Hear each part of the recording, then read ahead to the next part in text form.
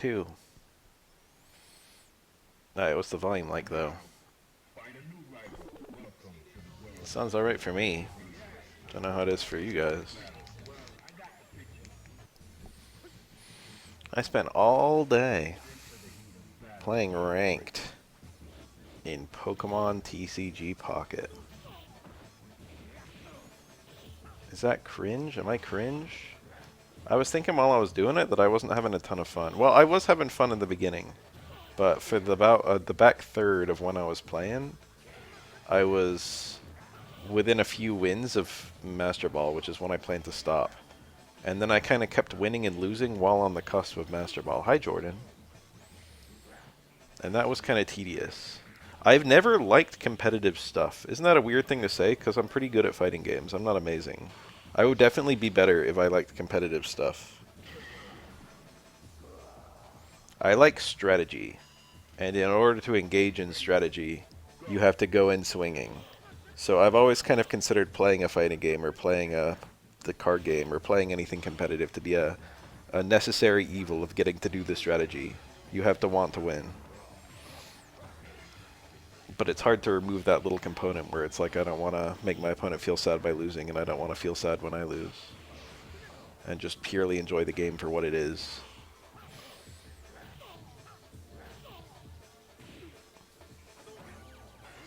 Meanwhile, Urian. This is that's a pretty good matchup. Ryu doesn't really have any particular counterplay to mirror, I don't think. But he can just do the things that just in general exist as counterplay to the mirror. There's always stuff you can do, usually to avoid getting in the mirror setups in the first place. But maybe particular parries in specific spots that could maybe allow you to potentially, or stuff like that. That would be some mirror counterplay that we just saw. Ooh, the EX mirror. That was the only one where he didn't get owned immediately. It's a good call, or good reaction, one or the other. I think you can react to your tackle getting parried in EX mirror from that, but you have to be kind of waiting for it, so it's not easy. Oh, Denshin's good. He waited, it was a guess. It looked kind of stupid, but it was just because he was wrong. If Urian parried earlier and then like waited and, I don't know, or if he did like a delayed parry or something, he would have got owned. But that kind of like instant parry into jump ended up being alright. Nice little low forward fireball. You don't see that sequence as much in Third Strike as you do in other Street Fighter titles. It's still there though, it still exists. It's not horrible, it's not even bad. Situationally, it's what you want. The fireball doesn't have great frame data, so typically Shotos will use EX fireball. But Denshin Ryu doesn't have a ton of EX. Roundhouse is a surprisingly good poke for Ryu. You wouldn't know until you played around with it a little bit. It actually like matches up well against a ton of different buttons.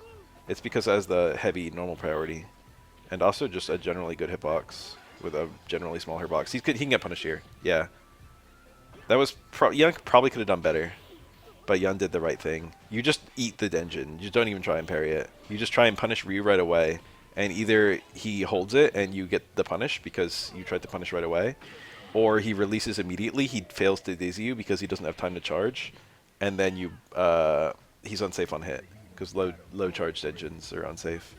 I saw that there was an Alex teaser trailer, but I actually didn't watch the trailer, and I didn't hear any news about it.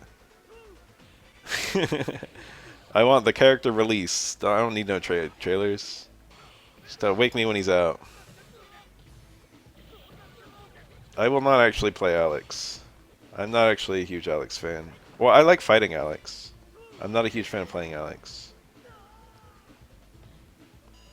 I like when he's in the game. I'm like happy he's gonna come back. But I'm not fussed to main him. Elena's already right there. I would main her 100 times out of 100 over Alex. Nice.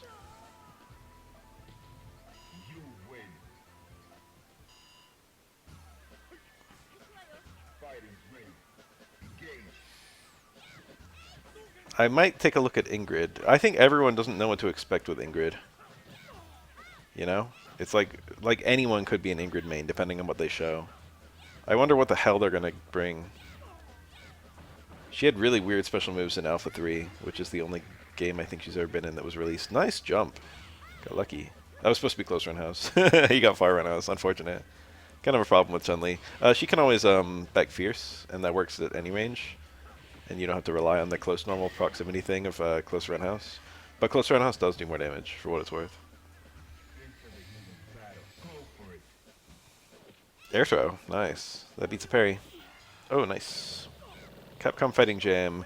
She was from... yeah, okay, so she was from Capcom Fighting All-Stars, which got cancelled. And then Capcom Fighting Jam, as it's called in Japan, also known as Capcom Fighting Evolution in the USA. She was in that. And then she was also... And she had a unique mechanic. She had a unique system. And then she was also in Alpha 3. She was ported to that, so you're right.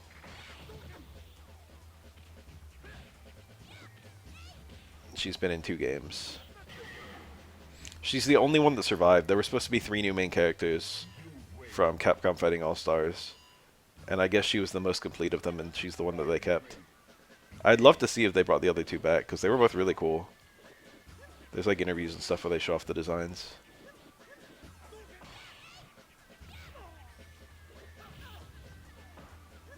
It was 2 guys and a girl, and they saved the girl. When Luke was first hinted, I think his name was phonetically identical to one of the other Capcom Fighting Jam characters, who was name was previously translated as Rook, like the chess piece. And people thought that Luke might have been Rook from Capcom Fighting All-Stars, but then he wasn't. Kind of funny to think back on that now.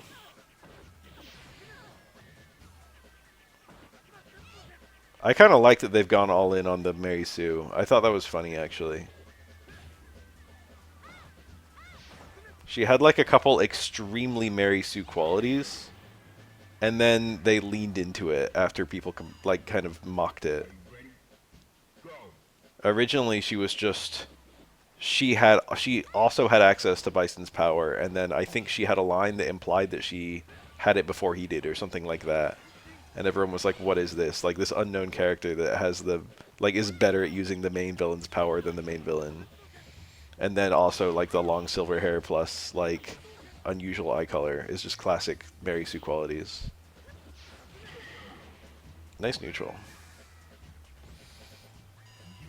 And then in Cross Tekken, they had her as the creator of the, like, cube that grant wishes, or whatever, from the fucking story. There was some stuff in the comics too, I think. It's funny. I think it's actually pretty hilarious to have like a Mary Sue character if you do it on purpose. It's only I feel like I only dislike it if it's not on accident. I've been replaying Fire Emblem Fates, and Azura is a pretty big Mary Sue, although she's not the biggest Mary Sue they've had in Fire Emblem. Fire Emblem is actually a series kind of notorious for its plethora of Mary Sues. Micaiah is probably the most famous one because she's actually one of the biggest Mary Sues in all media. She's like a hilariously poorly written character.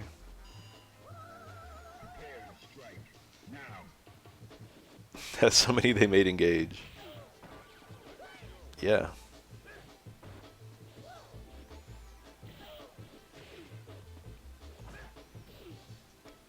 Whatever happened to SA1 Necro? I think I prefer watching SA3 Necro. Oh, he got hit during the, like, by the freeze. That was funny. It hit his normal. He did, like, jump medium punch and the fireball hit it. Oof, this is grim. Okay, this is still winnable for Necro, actually. He could get, like, a series of throws into a dizzy or something. Oh.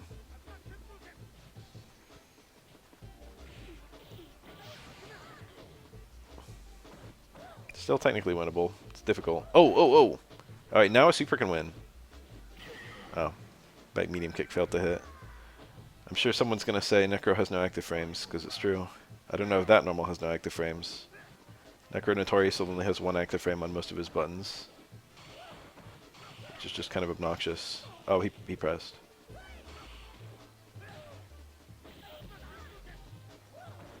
Sometimes Shotos do that. Sometimes they just do the very, very meaty low forward and just cancel it YOLO.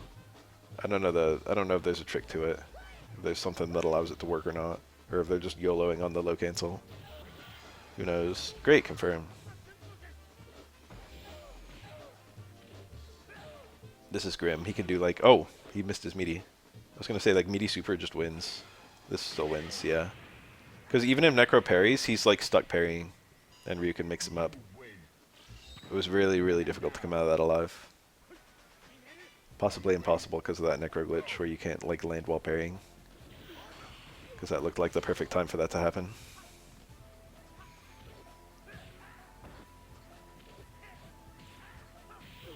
This matchup is kind of boring, but it can be really good depending on how the Ryu plays. This Ryu is very aggressive, which is quite exciting. Ryu can be a really cool character in this game, actually. I think a lot of people, like, when they see Ryu, they're like, you know, oh, who cares? Ryu is always very, like, I don't know, overly samey. But in Third Strike in particular, you actually have a lot of different... Ryu's a very expressive character. There are a lot of different ways to play Ryu where you can make him work.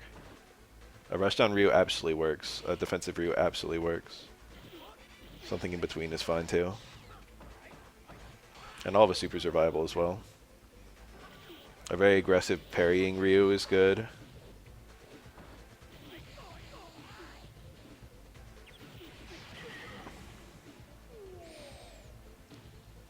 Ryu has really good heavies for canceling. He can like parry, and while the normal is still in his hitbox, he can do like a crutch heavy punch and it'll hit before the normal can return a lot of the time because his crutch heavy punch is that fast. Which allows him to do some kind of cool things. Distant parry into low forward, low fierce heavy donkey. Or is it medium donkey? I think you might use medium for consistency or something.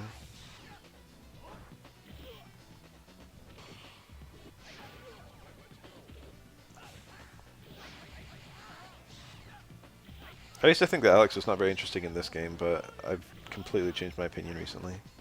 Or it's more like I've realized I'd never had that opinion. I'm usually pretty engaged when I'm watching Alex play. I'm usually like, oh yeah, this is kind of hype.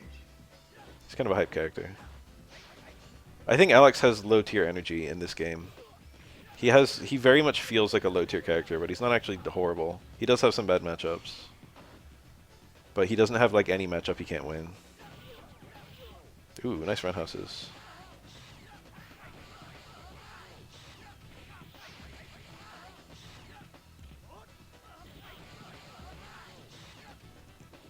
He's like better than like the bottom tier that I feel like I'm watching when I'm watching him.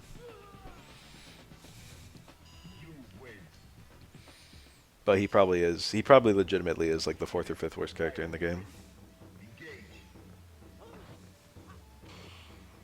What's worse is a lot of the characters who are maybe as bad as him, such as Q and Hugo, are actually probably better because they have higher skill ceilings and also higher potential from parries. It's a hard concept to explain, but I've talked about it before. Hugo benefits a lot from the player being good at parrying, and Q as well.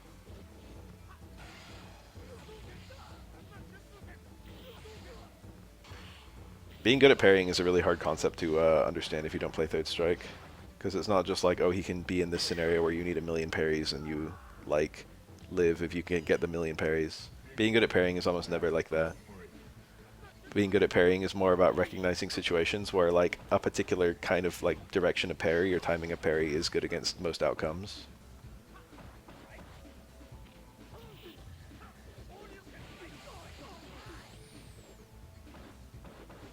Yeah, medium chop. Like, no, having the most characters when they parry something, they don't need to like gauge what they parried and choose accordingly. That's an annoying thing that Alex has to deal with because he gets much better returns. Obviously, you can just do like parry into stand strong. Look at the little Pepe, look at him bounce. Nice. That was crouching hit, so extra damage or something. Nice. That was a high connect, but I don't know who was advantaged because it hit. Ryu might have had frame advantage there. Ryu did something very fast. Ryu threw. Throwing is quite fast. Yeah, it's Hugo and also Q are also really fucked by parry. They're generally more fucked than they are helped by the existence of parry. They're two of the characters weakest to it. But they also get really good returns from it.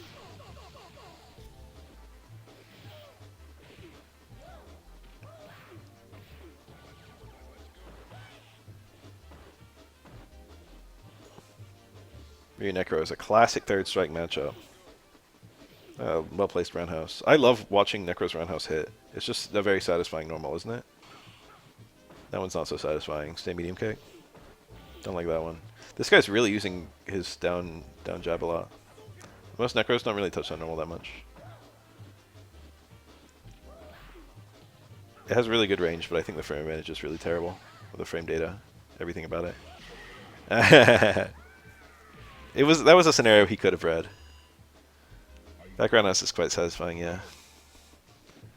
I really like the look of when you get anti-air light electricity and then just swing that roundhouse. That sequence feels so beautiful. He didn't confirm the electricity there on Fort. It looks so elegant. What normal? Is that like jump hard kick or something? What was that? Jump medium kick? I didn't even recognize it. Necros don't really jump in that much. And when they jump in, it's usually like jump strong or something. Jump fierce. That's probably going to get him. Yeah, Ryu has a really fast resolving dash, but that one's... Oh, is that the punish? Yeah. Electricity. Just do it YOLO. Yeah.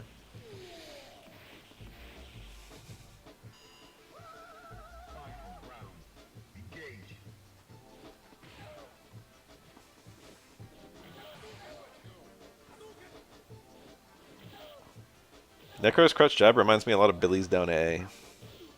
The AE Billy. Any Billy enjoyers in here? Nice, there was jump fears. You don't see that normal very much either. Necro doesn't really jump in. When he jumps in, rather, he always drills. Necro's jump is really bad. The drill is the only thing that saves it. Oh! It hit Ryu midair. He might have wanted low short into spin, and he got stand short into spin, or rather back short. Still a game. Still a game. Oh, that was exactly what he needed. That's quite helpful. Ooh, what a confirm! The doll combo. Drill, back short, 6 hits. Stand strong, 3 hits of super. Yeah, it all comboed. That all comboed from the jump in. Getting drill to combo to back short is actually pretty difficult.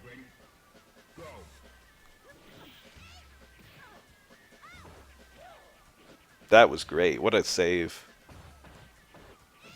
Ooh, the overhead got hit. That overhead kind of sucks. The jumping one is not very good either. It's better that he has them than he wouldn't have them, but, you know. Oh, dizzy. Huh, he missed the juggle. Okay, still got it. Chun-Li without meter. He had a lot of play.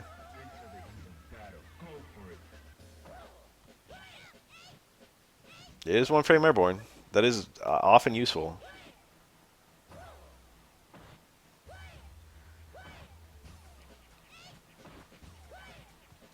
Interesting zoning. Can't believe this is working. This is how Necro plays this matchup. I feel like I never see it. Chun-Li can punish his little grab, that thing, with super on block. I think she can also punish some of his pokes on block with super. So he probably can't use certain pokes anymore. Yeah. On hit, there you go.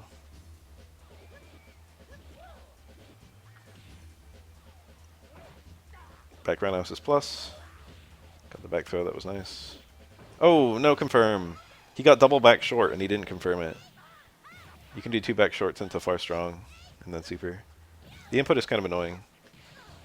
Those overheads, a little risky, not super risky. It is parryable in reaction, but most people aren't really waiting for it. The double! Yo! Smart! I thought he had to go for a mix-up, but he just had the guaranteed juggle. I didn't even think about that. Chun-Li's one of the easier characters to hit it, I think. It's difficult on some characters, or impossible on others. On certain characters, you can get 2 hits of the super as a juggle. I don't know about super into super getting 2 hits. But there are juggles where you can get first and last hit of super, and on them you can juggle out of it too. It's pretty cool looking. Rarely do you see it though.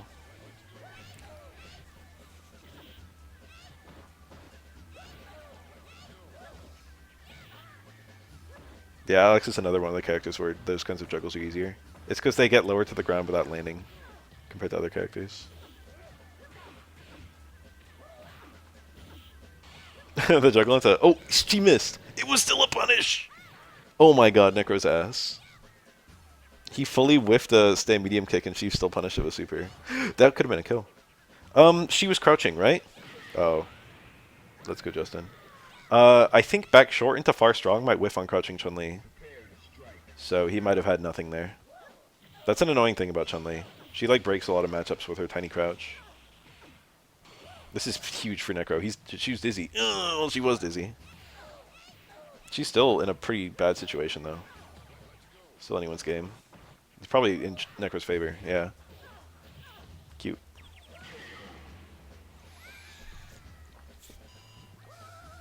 All right. Okay. In the corner, he's got mix-ups. It's pretty good, honestly. Oh, it just jumps out. She parried on the way down, probably, and he did just throw. Most people don't really try and take a throw there because it opens you up to more stuff than if you don't. But if you get thrown, you get, thrown into the corner, and it's awkward. Cute little juggle. Necro's throw is a very rare scenario where it launches but creates a JP state of 0. So you get quite long juggles out of it. I think all the throws you can combo out of in the corner do that. Hugo's neutral throw does too, for example.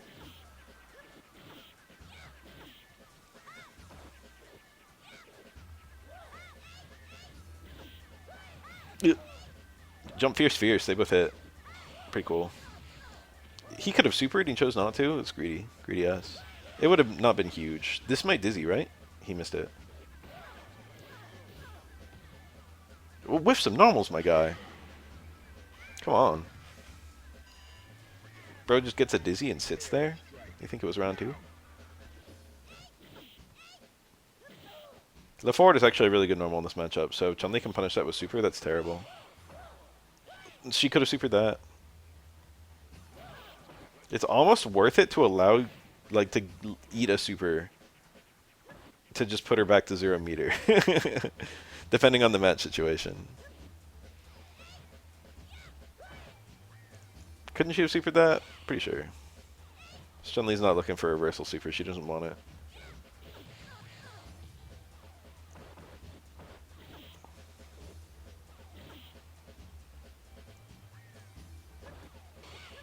Oh, that was good. Oh, he was... I think he went for the parry, but he was early. He obviously walked into it, but I don't think he was trying to block or anything. I think he just tried to parry it. Yeah, that's really slow. If you react too fast, you can be early. Oh. He's just trying to chip her out, but she got hit.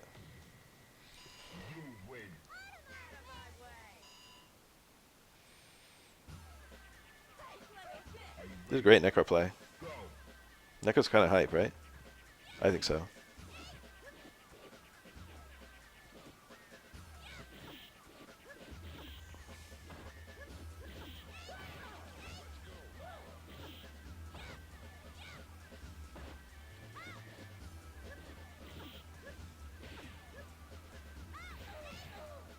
Got a jump in, but didn't really have anything to go into.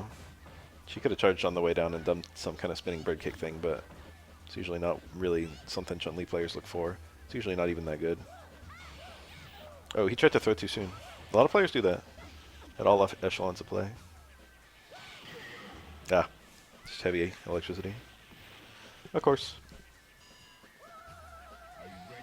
What else is Necro going to do on your wake up? Might as well just get a whole bunch of meter. She definitely could have supered that. Chose not to. I think it's a deliberate thing. I think he just wants to have the meter ready, and he is trying to use the meter to make Necro play a little bit more timidly, so that he can build more meter more easily. I don't know. Hard to say. He could have confirmed any of that into super. Even parry low jab super is a thing. What the fuck was that? I have never seen a Chun-Li player use EX as Anshu in the last 3 years. It's really bad. I think it has some invincibility, but the range is terrible and it's a very easy parry.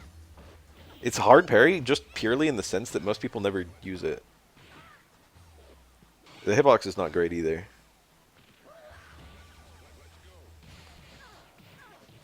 It's a good thing Chun-Li has such good super, because her meter options are not amazing. EX Koken is probably the worst fireball in the game. Worst EX fireball. EX legs is quite good, but you don't really have a lot of control over when you use it. You gotta kind of buffer it so you can only use it in kind of specific situations. It's not even that good. EX Bird Kick is, you know, it functions as a reversal to some degree. It's probably the worst reversal in the game, but every now and then it will let Chun-Li wake up. All the frickin' time in this matchup, I do meaty jump and stomp against Chun-Li, and the Chun-Li player will do wake up EX Bird, EX Spinning Bird Kick, and my stomp will just beat it. It's really hilarious every time it happens. Oro Stomp has quite a lot of active frames because if the first hit whiffs, he'll often just do the second hit. But the second hit whiffs if the first hit connects.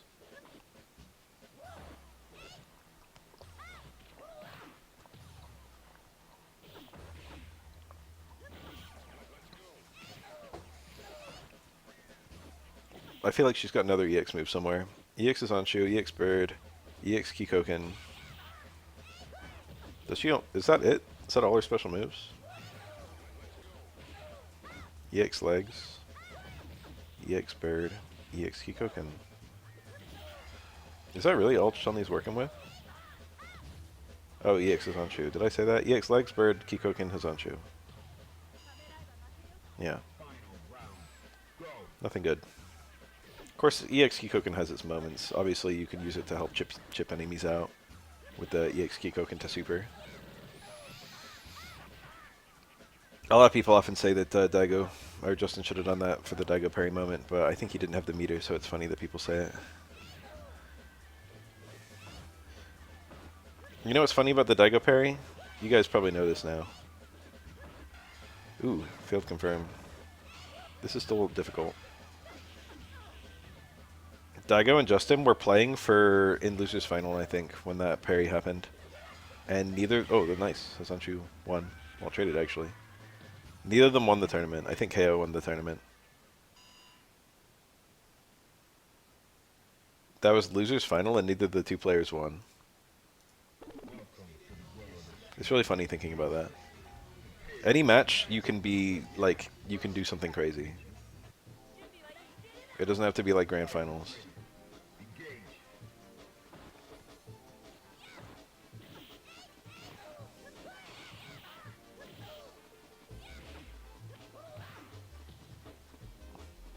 Imagine being KO on the flight home, just like, damn. Go to a tournament and they're talking about something that something happens that you know they're going to be talking about for years to come, but you won the tournament, and you winning had nothing to do with it. Did he commit? He committed. Sad. Chun-Li super is really fast. It's like a 3-frame super. So oftentimes if you parry something and she can't still super and you already committed, you just get hit. But she has no invincibility, so if you do something fast, you will hit her. The Gamer B happened versus Momochi. Oh, you mean like just the very lame game versus Infiltration? You said Gamer B versus Momochi, or you said talking about Gamer B, and I pictured the pause. That was the most impactful thing for me that year. Meterless invincible reversals. I think Ken has a heavy DP that has invincibility, and Akuma definitely does. And Akuma also has teleport. So those are the meterless invincible reversals. There might be more, but definitely those two. There's a decent number of characters with invincibility on EX moves, like Oro or Ryu or whatever. Remy. On having invincibility, a lot of attacks that aren't EX do have some invincibility, but not necessarily until the hit. Like, I think there's several DPs like that, where they've got like some frames where you can't hit them, but you can still hit them if the meaty is meaty enough.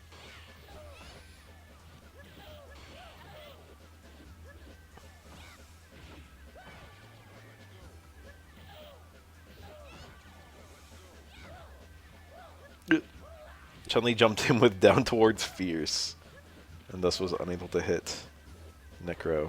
If she just did jump roundhouse or something, she would have hit him. Everyone has a wake-up invincible option in parry, so that's what most people do. Parry's also very low commitment. You don't really, it's nice to have the option of like a wake up invincible thing or like a reversal invincible thing, but it's not as meta in this game as you would think.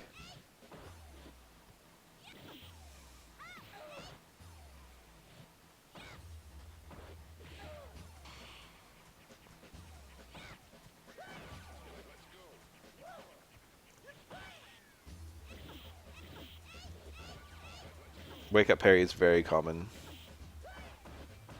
People do it all the time, every game. Akuma has wake up. He's got invincible non-EX DP because he doesn't have EX moves in this game.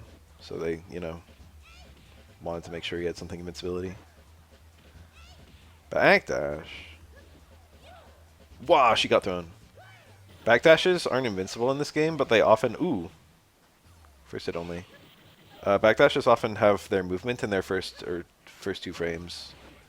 So you can get hit out of your backdash, but you get hit, like, far away. Or you might even be able to get out of the way of the meaty, because you move in those first couple frames.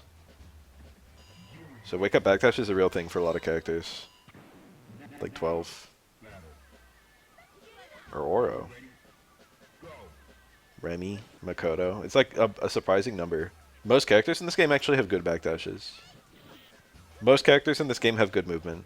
It's like there's only a couple characters in the game that have bad movement. It's like Q or Hugo. That's about it. Even characters like Necro or like Remy or something, characters you wouldn't really expect to be very movement-oriented characters actually move pretty quick.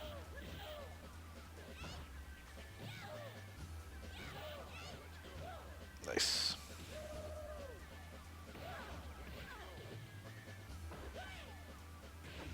Nice. Necro's got a pretty zippy forward dash and back dash.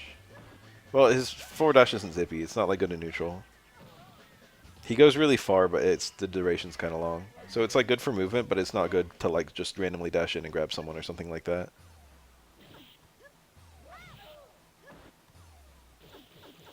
Nice. We just saw two of them right there to help move Chun-Li's corpse. EX is on you for the invincibility! You see how, like, Necro actually did a normal, or it was a universal overhead. He actually did a meaty, and the EX's Anshu didn't even, like, hit it or anything. That's kind of the problem with the EX's Anshu, is that even when it's, like, the right read... Did that even combo? Should be 5 hits. You have quite a lot of time to get that link, but it looked like he didn't get it. He got it. Back roundhouse is plus a lot.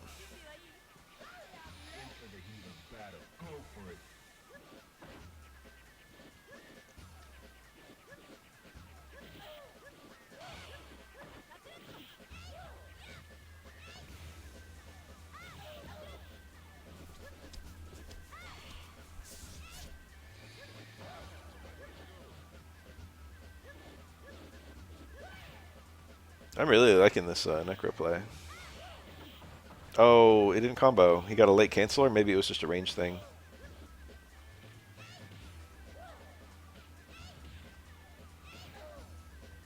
Late cancel's a real thing for certain characters in this game.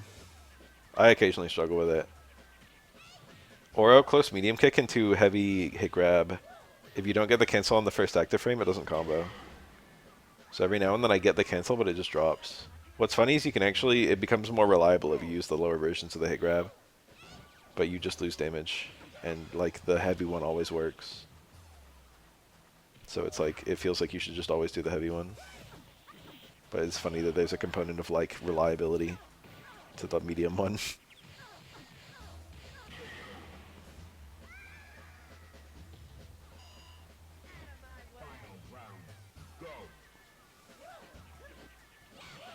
Nice. Just jump in parry.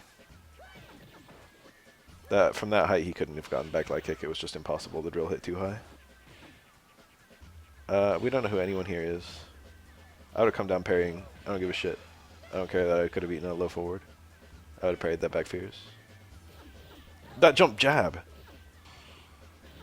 Necro doesn't have a cross-up, I don't think, but Chun-Li tried to walk out of the corner and jump jab pushed her back in. It hit her earlier than she was expecting. She thought she had time to walk out. Oop! That was a punish. He actually could have super canceled that, but he didn't believe in it. That's a big thing in fighting games. Sometimes you get a punish, but you're not sure if it's going to be a punish or not, or something like that. Shit happens fast. Like that low parry. Chun-Li could have supered on that low parry, but, you know, she didn't react. Or like she didn't believe.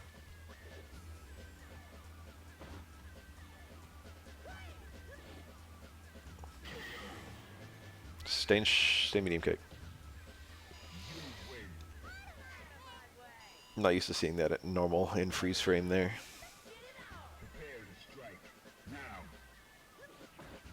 Chun-Li's colors are very good. None of them are like weird colors, but all of them are like kind of recognizably her. Like this particular shade of like green, or whatever you call that, turquoise. Or like the salmon color she has. Or her blue. It's not just any blue, it's not just any turquoise, it's not just any pink. I feel like you don't see those colors very often. So they're almost like identifiably her. Nice drill. She was probably trying to walk in and get him to land on something, I don't know. Or anti-air him. Just got caught off guard by the drill hitting as soon as it did. It probably wouldn't have been a great drill on block. Light spinning hook hit while she was midair. Medium? No, it's still light. AC? Oh, but Necro didn't commit. But that was it. That's why EX's Anshu sucks. He did a meaty, and he was still able to just reaction parry. He wasn't even anticipating the EX Hazanshu. He could just punish it anyway. EX Hazanshu is bad. It's really bad. Chun-Li is a really strange character. I wonder if they knew like how strong they made it. I wonder if they thought she would be a decent character. That was punishable. He just missed it. He had to like back short it or something, or just throw it. He didn't have a whole lot of time to punish. Still anyone's game. Chun-Li could easily win this. That was a really nice dash. He knew he would get under her, and then she couldn't hit him. So he had frame advantage there, basically. And it was kind of a mix-up, because if she came down doing stuff, trying for a parry. Even the black is kind of like a kind of specific gray. I've always looked at this color and called it the black Chun-Li. But it's, you know, it's kind of like graphite. It's not really black. Or gray.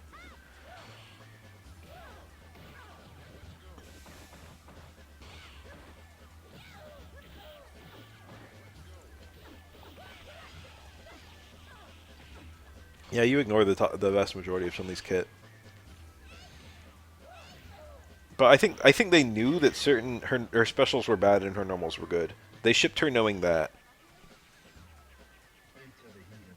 I don't think they fully understood the power of the mix-up between Kara throw and low forward. But I think they knew she was at least like definitely a viable character.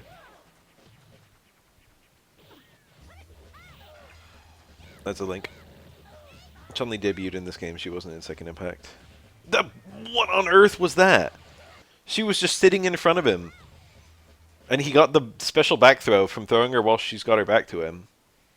What did she do? Down towards Roundhouse or something? Was that a late down towards Roundhouse? She did something where she turned her back to him on frame 1. Hard kick? Does hard kick get thrown from behind?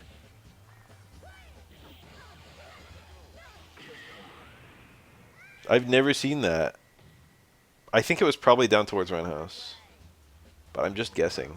Because that one, like, turns around. I wouldn't be surprised if it turns around immediately. Like frame 1. That's really funny to just see Necro randomly get the special back throw on like a fucking just regular throw interaction.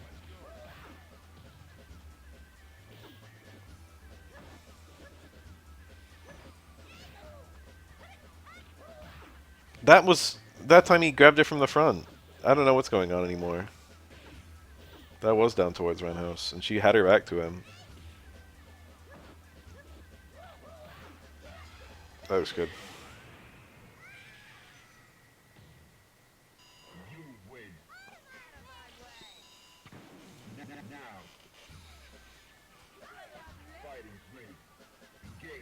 Weird shit happens in Third Strike all the fucking time. I feel like every other match, just something really strange happens. There's a lot of characters who have like surprising back turn interactions in places that you wouldn't think. Um, Akuma has a rather notorious one with Stem Roundhouse into Demon, Fire Roundhouse. Hugo can actually do stuff with his Towards Fierce with like interrupts, with like mirror, like hitting him out of the Towards Fierce animation or stuff like that. His Towards Fierce creates a real back turn, but he can't do anything with it normally.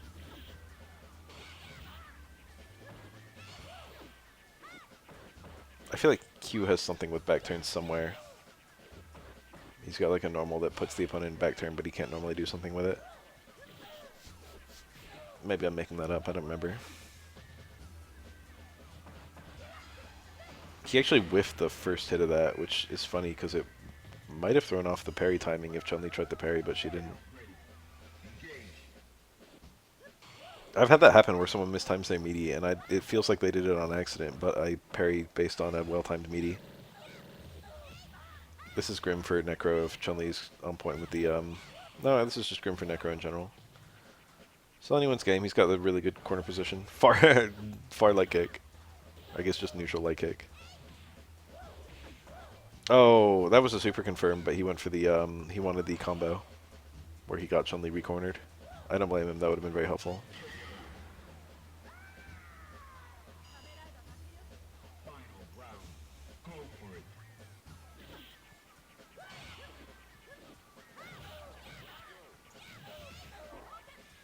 Oro has a back turn. Does anyone know it? You've probably seen it in a combo video at some point. You probably wouldn't have seen it in a real match. I have landed in real matches before, but, you know. Crouch hard punch into EX Super 2. Or EX Super 1, excuse me. That is a back turn combo. It's quite a funny one.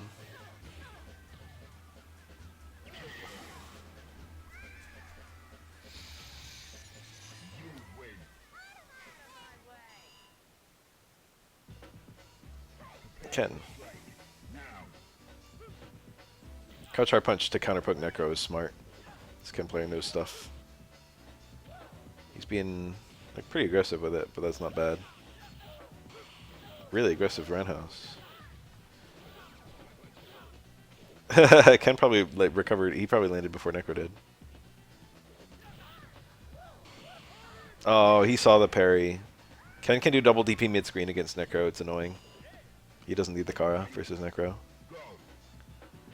Oh.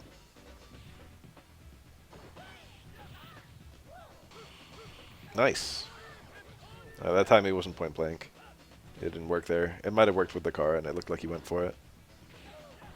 But it wasn't going to work organically.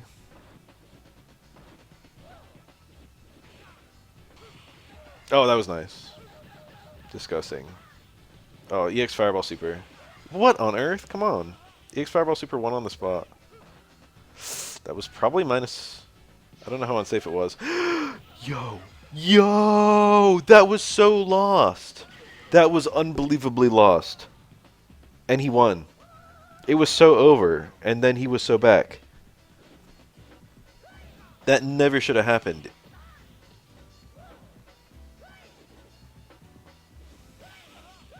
I love that juggle. If he just did EX Fireball Super as a meaty, it was over. Necro was cooked. Oh, got him? Yeah! This Necro is incredible. That jump on the EXTP was really smart too, by the way. In the end of round 2 there. That was an absolutely amazing match. That's one of the best matches I've seen in a long time. You could have whiff punished that. Like, just in the middle of all this is already a pretty good video. But that was like an all-timer. I think Necro can whiff punish these sweeps with like stand medium kick or something. Crouch jab at the very least. There it is. That's the juggle I love. Just looks cool. Looks very deliberate, you know? Oh, what a whiff punish. I was like, oh, he can probably whiff punish these sweeps. And then he whiff punishes it with Far Strong Super. Hyper optimal. And the double super. This Necro is so good, holy shit. I'm really enjoying the way he plays.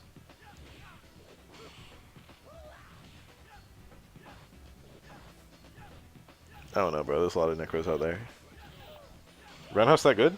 Okay, you're a little obvious with it, Ken. You know, you got away with some, but... Sugiyama wasn't using this color. But, you know, anyone can pick any color at any moment.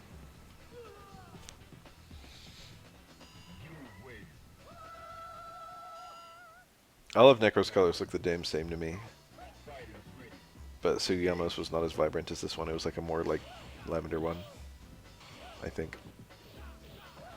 It wasn't this bluey one. Okay, that one's a bit different.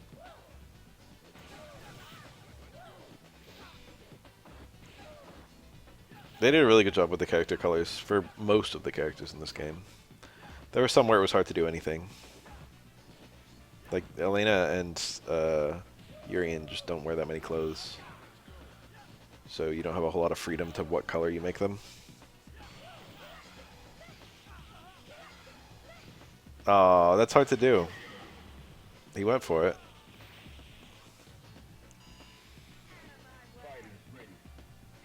I'll give them credit that they kept Elena black.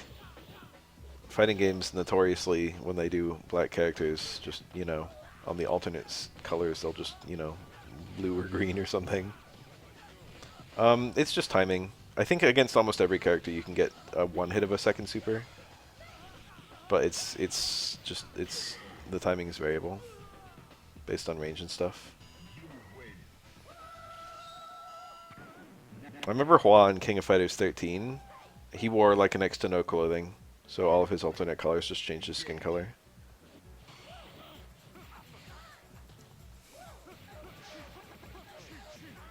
With the Urian, it's kind of okay because he's like, you know, he doesn't have like a human skin tone. He's made of metal.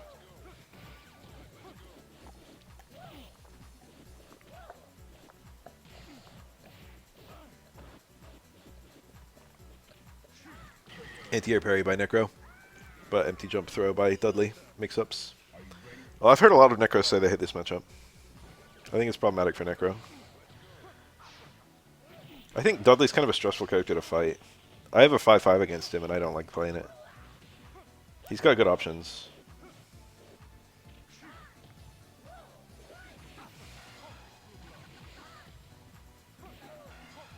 Outside the top 3, this is probably the worst for me. That's a very funny thing to say because, like, you know, Dudley's probably the next best character outside the top 3. Or, like, Makoto than him. Nice. Got the punish.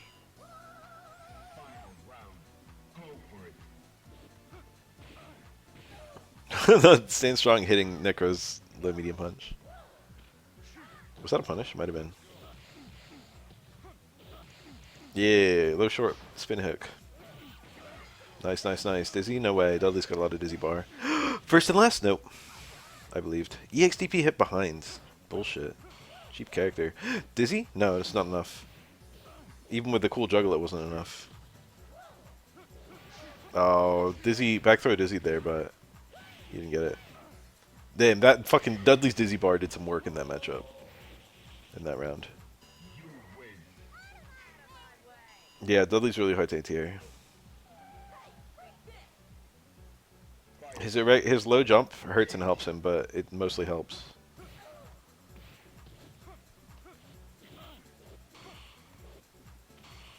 Generally, it's better.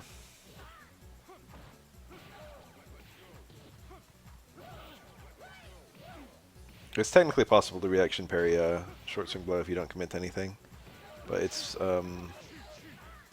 requires a huge mental stack, a lot of presence of mind.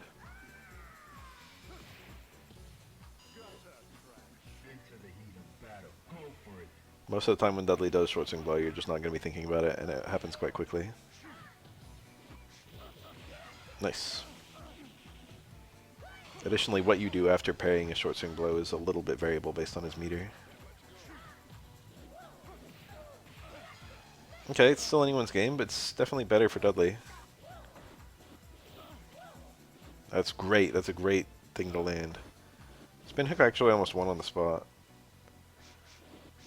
Dudley just building some bar? I don't know, not really. Just whiffing. Trying to counterpoke, I guess. Oh! Short-term blade does a surprising amount of damage. It's actually really beefy. Alex!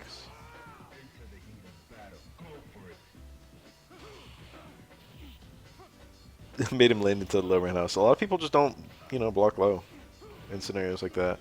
I've had success doing that with Aura, where I just randomly do, oh, EX slash elbow to see Dudley and one on the spot there. Okay. He didn't have charge or something. He did like close medium kick thinking he'd be close enough. This dizzies. What the fuck? He did a slipping jab. He was trying to style.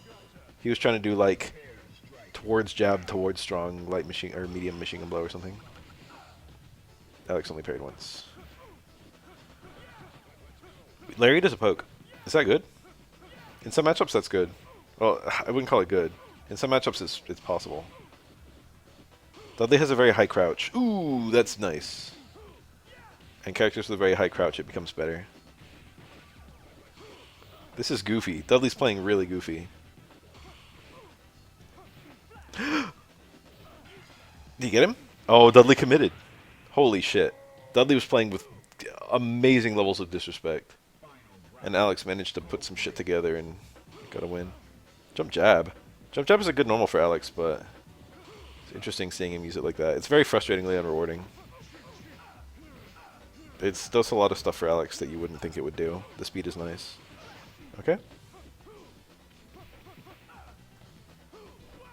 Wake up stomp. And he got the re-corner too. The back fierce on the parry. Yo, EX slash elbow. He did far forward again.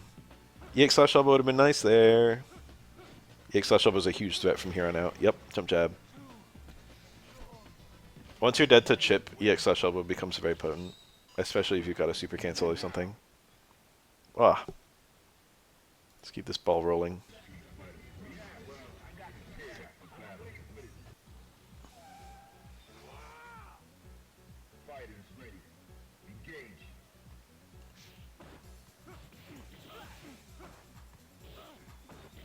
Alex jump medium punch?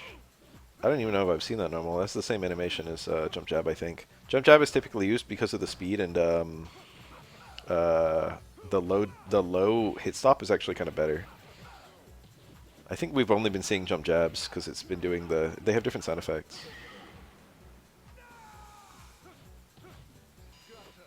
It's been hitting like a jump jab. Alex has a really amusing thing where he can do jump jab on the opponent as a jump-in option.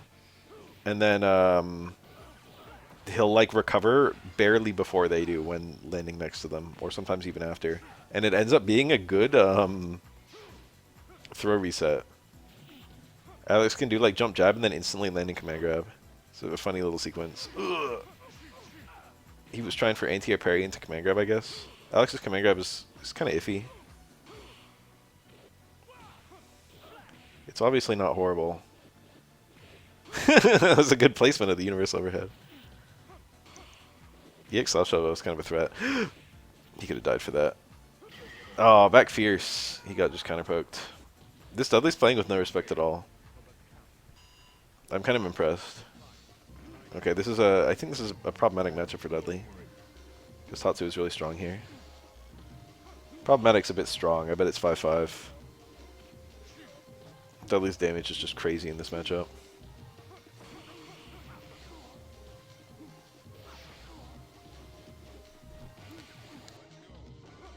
Did you see that empty jump low short EXDP? He was trying for the dizzy, but he actually barely missed it. It's an enlightened option though. Empty jump low short. Any character in this game can do it, and it's, it's not bad.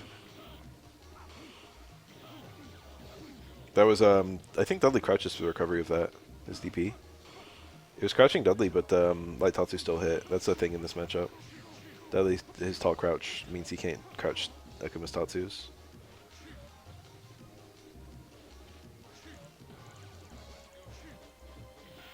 Okay. Dudley just tried to counter poke him and fucked it up. 8-eye meme the whole round. If I were Akuma, I'd probably be doing more Grantatsu. He got hit like twice, and he's like dead.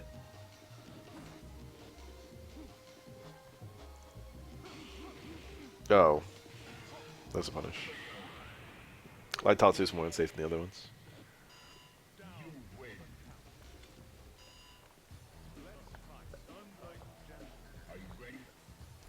Dudley's tall crouch hurts him in this matchup too, actually. This is one of the matchups where Remy can be kind of aggressive with the high fireballs. Because I think Dudley doesn't duck them, right? I don't remember. We'll see as the game goes on.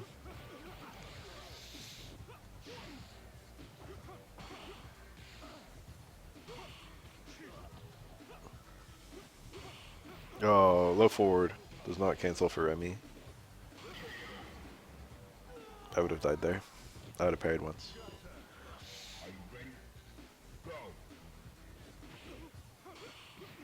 Oh, he got far fierce. He got close fierce that time. It's not a huge deal if you don't have super. Remy actually recovered for that. He got the link! But he didn't believe. Alright, that time he did believe. That's not... I don't remember how big that link is. It's not free, I think. I don't know if it's 1 frame or 2 or what. But I think it's not easy. Car throw, but Dudley just jumped on Wake Up. Dudley's low ass. Oh, did he think that would kill? He had stronger options there. Nasty. This Dudley's just fucking around. He's a good player, but he's doing a lot of unoptimal stuff on purpose. This is Hugo's worst matchup, besides Chun-Li.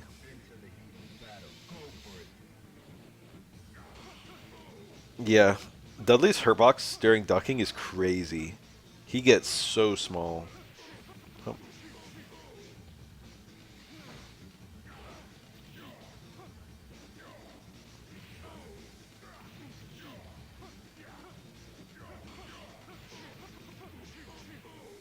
You can't really play against Hugo like a normal character. You have to play like an anti-Hugo way. I don't think he can just do like silly stuff and still win. He has to like start doing anti-Hugo stuff. Oh. Most strong to punish.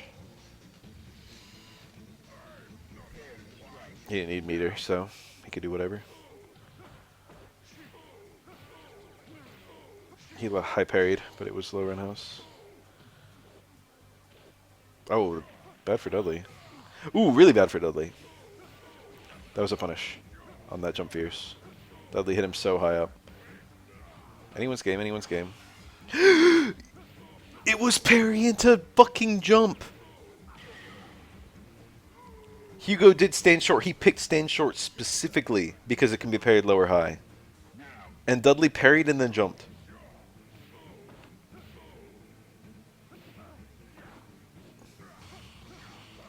Wow, I'm surprised that hit in time. That was a pretty low parry. And shoot down backbreaker still snatched him. Cute little juggle. Oh, he's not dead? I don't think. You know, he might be dead. Wow, even with Hugo's huge life bar, and even with all the health he had left, that combo is strong enough. God damn.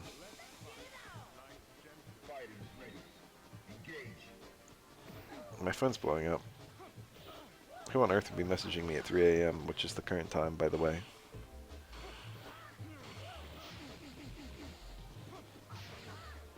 That dizzy bar probably doesn't matter that much. No, it does.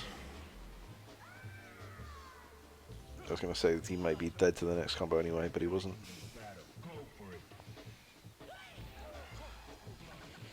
If that was heavy electricity and kept mashing it, Dudley would have gotten hit.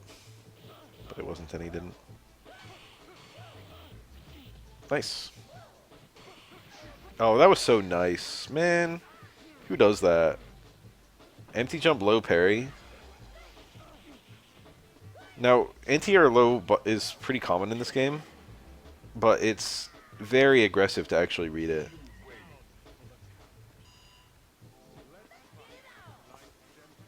Anti-air lows are not really usually used as like confirms.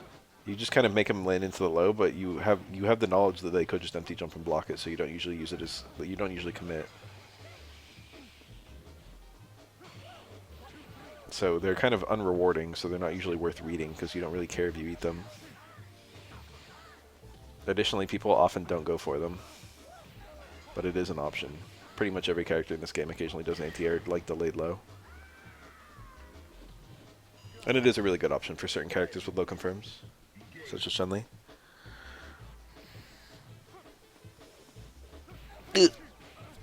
His low jump. No, it does have landing recovery on empty jumps, but you can, with like a walk away low, you can catch people if they do stuff midair. And it's not a bad option even if they don't do something, because oftentimes if people don't do something midair, it's usually because they did empty jump parry. So they'll like high parry and then they'll either block on landing or they'll like parry on landing. Or they'll commit to something. They're usually just not, there's usually no risk to the low. That's all.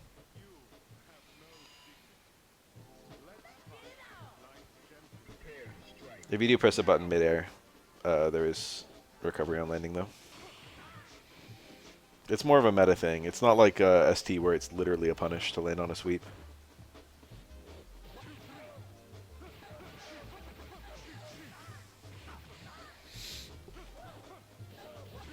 Wow. This Dudley is obviously super good.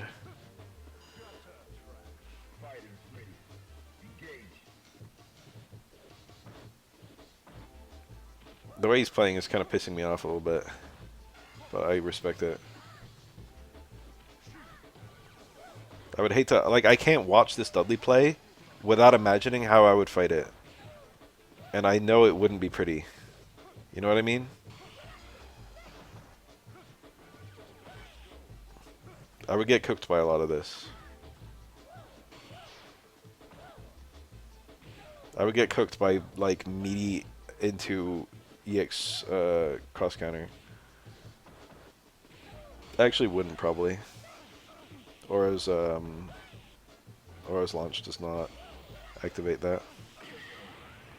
This is an annoying Dudley, I can just tell. He's playing good, and I respect that he's playing good, but he's also playing annoying. So I just can't help but root against him.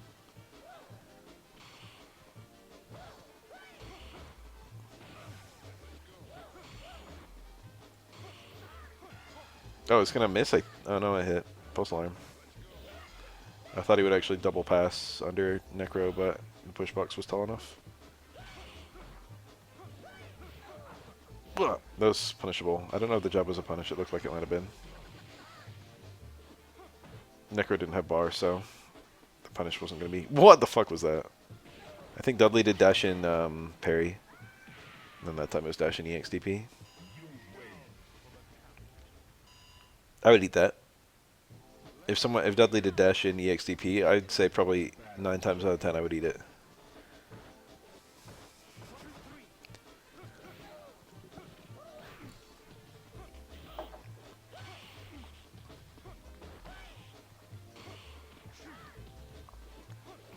Maybe even a solid 10 out of 10. Cool trade. They both traded their launchers. Launchers is satisfying. I like that strike that like half the characters in the game just have a launcher. I think BlazBlue's like that. I think tons of characters in that game have launchers. What other fighting games are like that? What's my opinion? On what? Israel? Abortion? Alex? I have a lot of opinions, bro. Take your pick. What's my take? It's the same question.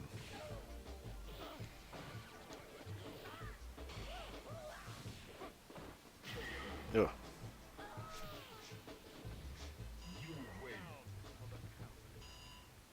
My opinion on the current meta of Pokemon TCG Pocket. It's funny that you say that because I actually skeeted about that earlier today. Skeet is what you call it when you tweet on bluesky.com, bluesky.app.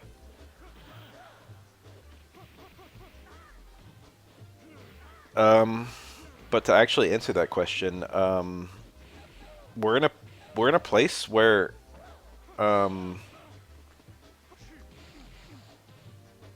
I think every type is probably viable currently. The number of different kinds of decks that are viable in Pocket currently is actually really high.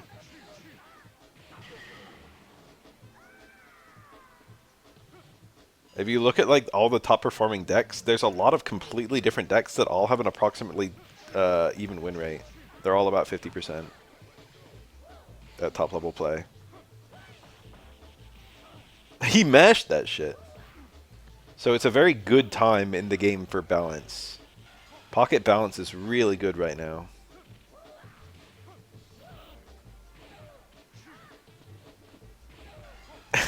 Maybe. They just released Megas a couple months ago with the B set, and I think that I don't like them. I think they hurt the game by existing. The way that Megas work, Mega EX cards, is that if you have a Mega EX that dies, you lose instantly. They're worth 3 points, and getting 3 points is the win con.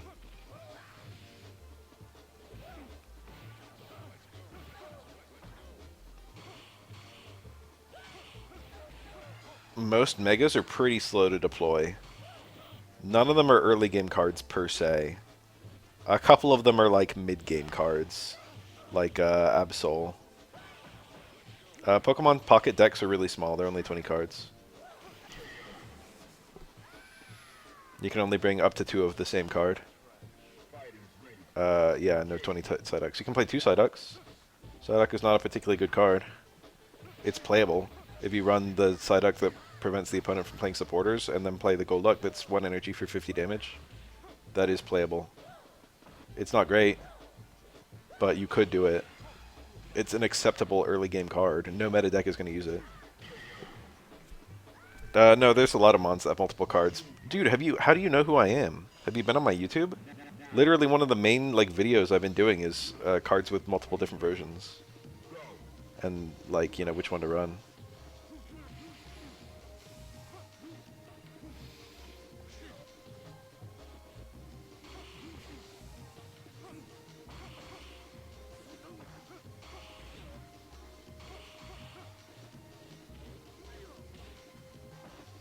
Never watch your Pokemon stuff. Sad. I have a lot of people in the comments of those who are like, I don't play Pocket, but this is cool.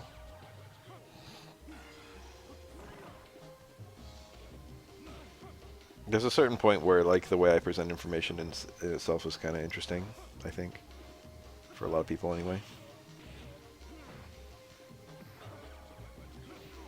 Blanca is probably like the 3rd worst character in SF4. Maybe the 4th worst. He's down there.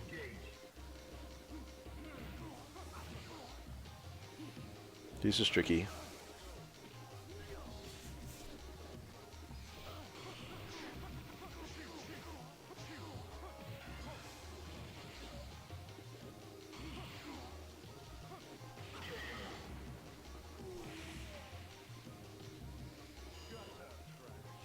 He's not that bad. He's viable. He's just, he's not. He's like 4th worst, but like he's noticeably better than Dan. He's not gonna win Evo. He can win a local.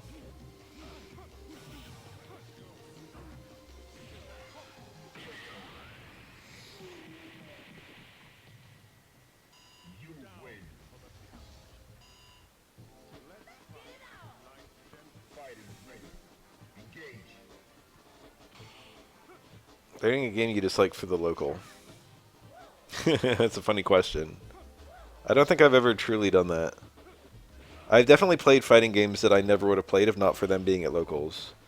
I have entered both BlazBlue and Tekken Tag Tournament 2, and also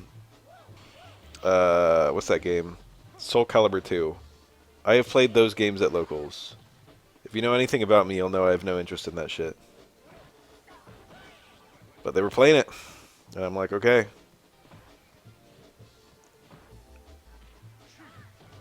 At the end of the day, it's kind of fun to just play something with people. I knew I didn't have a hope of winning, and I didn't win. Oh, also dive kick. Dive kick actually did pretty well. It turns out that like your ability to play neutral actually matters a lot in dive kick. Ooh.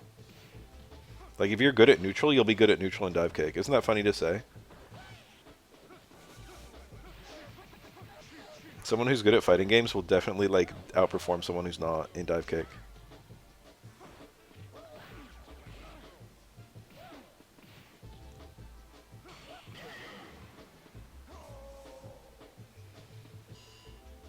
I only played dive kick before edition, so I don't know what else is in it.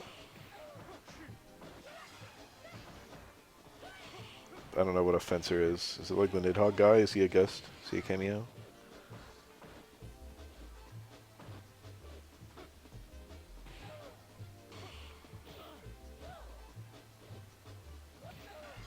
Nidhogg main.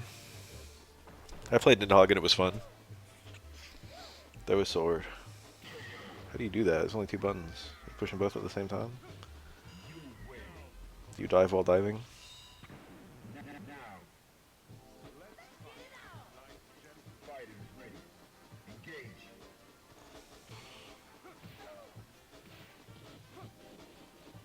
Wow.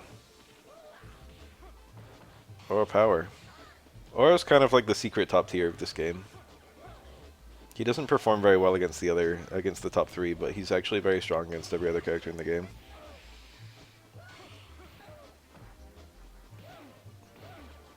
I think there's like a mystery, like a secret top tier of this game. Okay, if there's a secret top tier of this game, it's obviously Urian.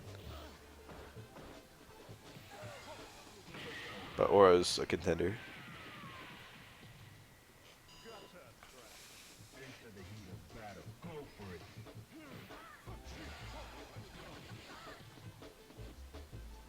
Who are you playing? Oh, it's medium punch.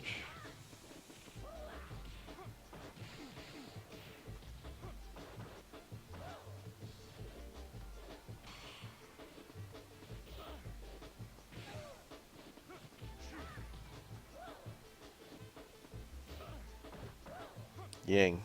Trying to learn Oro. Aww. I would say Yang and Ryu are the two easiest characters in this game to play. But Oro is surprisingly not that hard. It depends on your experience with fighting games. If you've like played a bunch of fighting games before, Oro is not terrible. But if it's like your first character ever, you're probably going to struggle for a little bit at least. Ryu's easier than Ken, yeah. Like, if you want to play Ken, just pushing low roundhouse and stand roundhouse, that's not very hard. Or just doing jump and EX Tatsu. That's not super duper effective. Ken really becomes a strong character once you know his, like, super confirms. And for a beginner, that might not be easy. Once you can do, like, low short, super reliably, like, the confirm, not just the combo, and then, like, TC reliably, that's very helpful. Or, like, overhead, link into super reliably. When you have those three, Ken is probably stronger than Ryu already. But Ryu already does, Ryu functions without even needing stuff like that. If you're playing Denshin Ryu, you don't even need super setups. Your setup is just Fireball Super after you knock him down. Denshin is Ryu's easiest super. It's probably his best one too.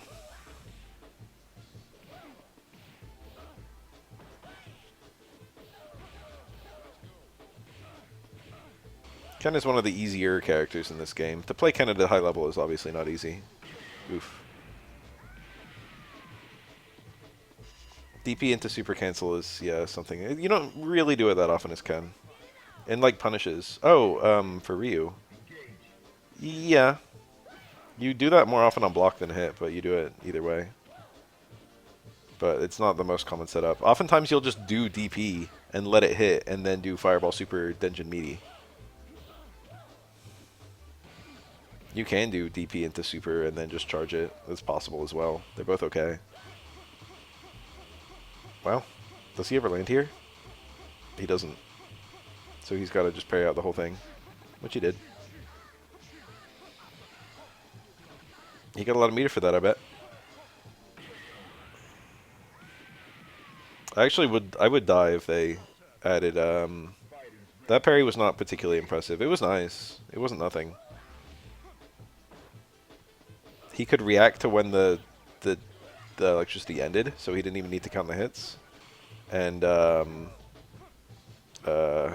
timing was very straightforward. And the initial parry was not especially difficult. It's just a guess.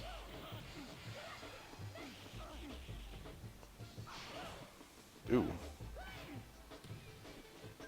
I would die if they added a fourth version of Dead Strike with some new characters. I think that would be super cool. Street Fighter 3.4. Just chuck Vega in the game. Fuck it. Let's do some wall dives. What a punish! I think he had that even if he didn't red. Red gives you better punishes, but I think that one just works. Wow. Grab the short swing blow. That's invariably what people say, and I think it's probably true. It depends on the quality of the game. If Street Fighter 3.4 is good, then people will play it.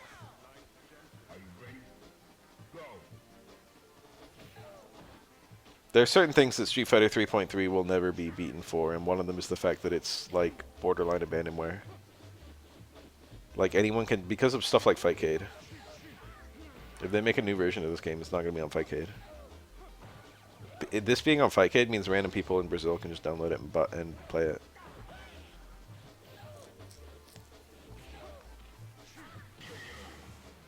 That does a lot for keeping the game active. Brazilians. Brazil has the fighting game community on its back, or the retro fighting game community. Yeah, exactly. Nothing beats free.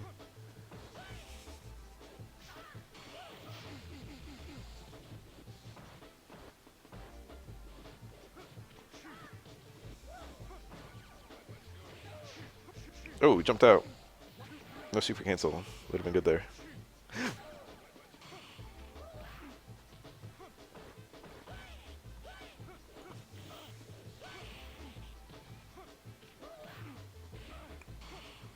I wonder if he had a super there. I feel like he might have.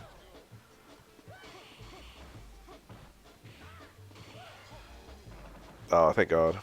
He didn't punish! He tried to just walk in for a throw thinking it would be the easiest punish, but the walk-in took too long. He still got the win, though.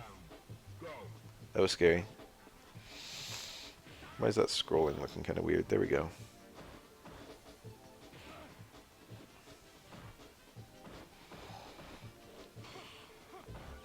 Oh, I never looked at why my phone blew up. Time to look at it. One of my friends woke up. Duolingo's open. Someone said congrats because I told them I got Master Ball in Pokemon Pocket. I was going to talk about that, but no one was on. I don't want to blab. I don't want to yap about my ranked climb. Especially my series of skeets about my ranked climb.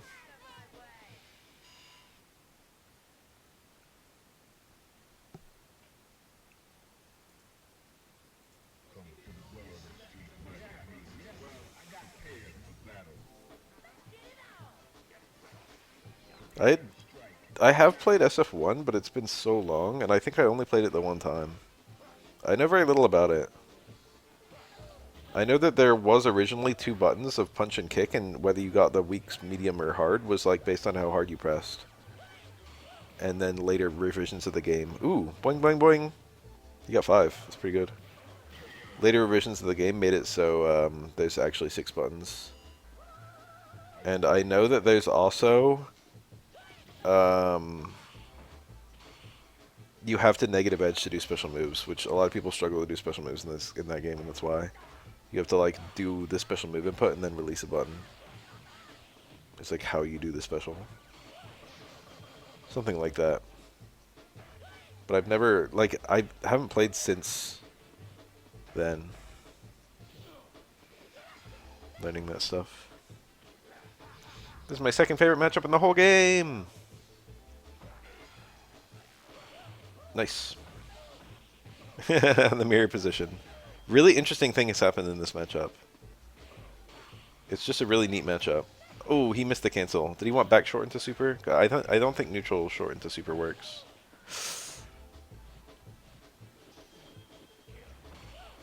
Nice.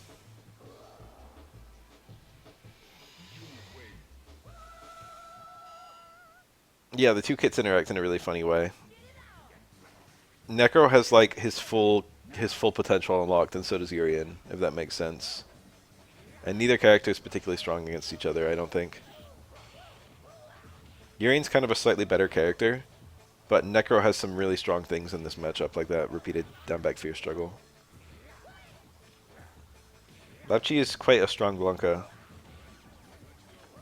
Who was Justin playing? Was he playing Rose, or like Elena, or some random other thing? Nice parries. Urian got really unlucky. Urian attacked um, Necro here. On one of the frames that he attacked Necro was the same frame that Necro was already doing a parry. So Necro didn't even have to alter his parry timing. If you look, he just like doesn't do anything different.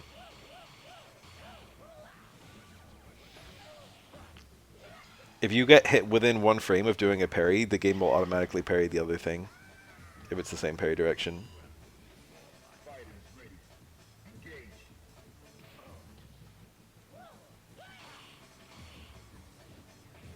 You don't need to like double tap in adjacent frames or anything like that.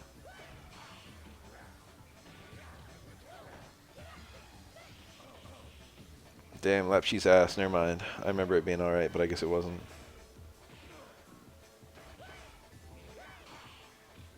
You know, maybe I don't remember him being that good. I remember Air being quite strong. He was one of the best Canadian players. I remember Chirithi being very strong.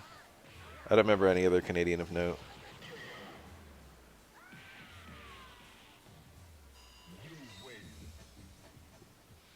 I bet there were some. But those are the two I remember.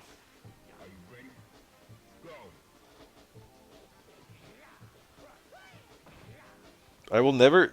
like, all of my memories of Air were overwritten by an absolutely hysterical thing that happened to him. He went to Japan and played and, like, labbed against Japanese players. And, like, he got a lot better in that period of time, I think. Where he was, like, playing, like, top Japanese players nonstop for a little bit.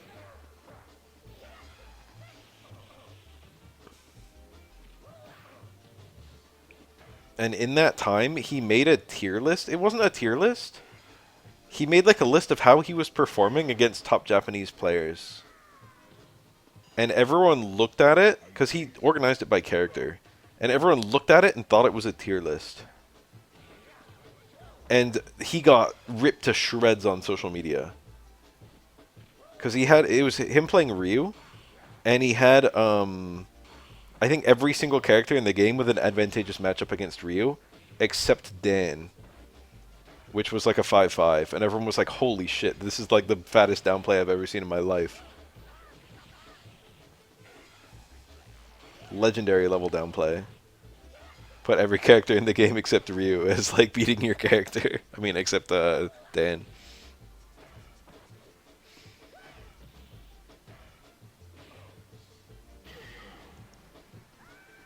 And that was like the very easy just interpretation of what he did. It like I remember thinking that when I saw it, I was like, holy shit, what kind of tier list is this? This is insane. But then he was talking about it after the fact. It's like, no, this is how I've been performing against the Japanese players.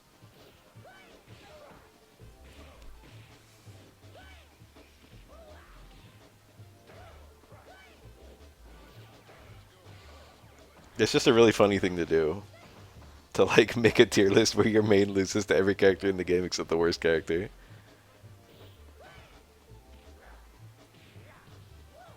And even calling that even.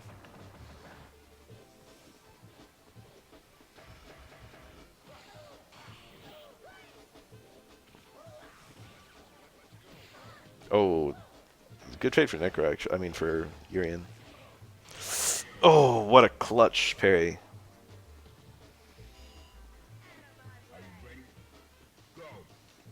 I think PR Rog went to Japan for some kind of event, and he played top Japanese players in arcades for a little bit. And I always wondered how he would perform against players like what's his name, Ice Age R, Japanese boxer player. And I think Pierre Rog, they were like going back and forth. I think Pierre Rog talked about it. I never saw any of the games, but I think Pierre Rog said he won more overall.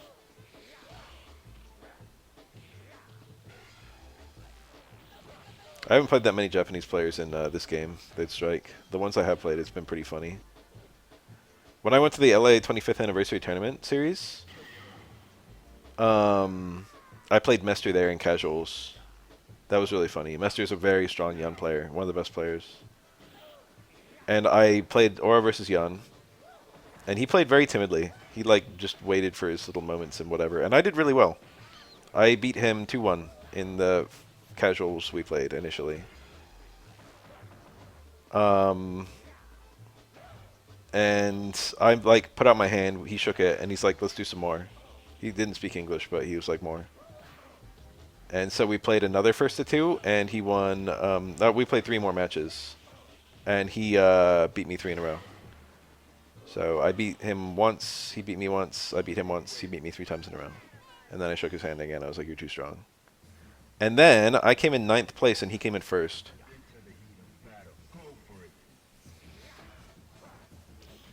But I did knock him in casuals a little bit. If only that was our tournament set.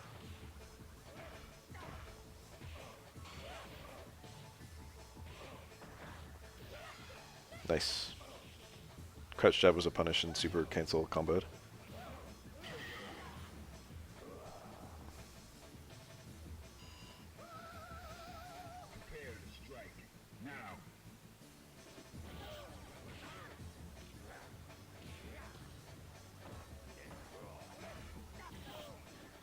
I played who was it? Issei in this game online.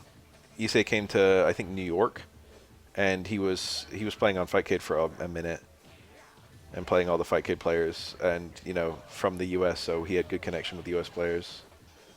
And I played Issei for quite a while. He was enjoying playing me from what I could tell. And I had a really funny it was a funny interaction actually. Wow, the dizzy off the low short. We played like a first. We were playing casual, so we were just playing until one of us got bored, and we ended up playing I think about 35 matches or something like that. And I lost all but one. Issei is very strong. It's a troublesome matchup, and he was good at it. And I just couldn't win. He was too good. Issei fucked me up in the Yun versus Aura matchup.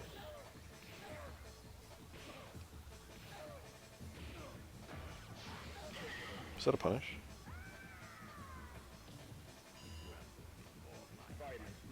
And a couple of amusing things happened. He gave me a little bit of advice in Pidgin English. I said after like the 35th game, I was like, okay, I'm like, you know, I got to do other stuff. I would have just played Issei forever, but I think I had to do other stuff. I wouldn't have just left because of like I was tired of losing or anything like that. A chance to play Issei doesn't come every day. But I had to do stuff, so I left. And I told him, you're too strong before I left. And he replied, Yun cheap. And I replied to that, Oro cheap too. And he replied, Oro cheap too. Which was a pretty funny interaction, I think.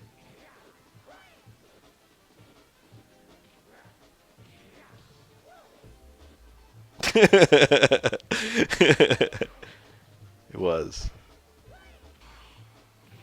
He said that the Aura players that did the best against him were the ones who activated 3 stones early and often. And I used 3 stone almost not at all against him. I usually wait for moments to activate 5 stone in that matchup. And just in general, that's usually how I play. But he was like, 3 stone is what I fear.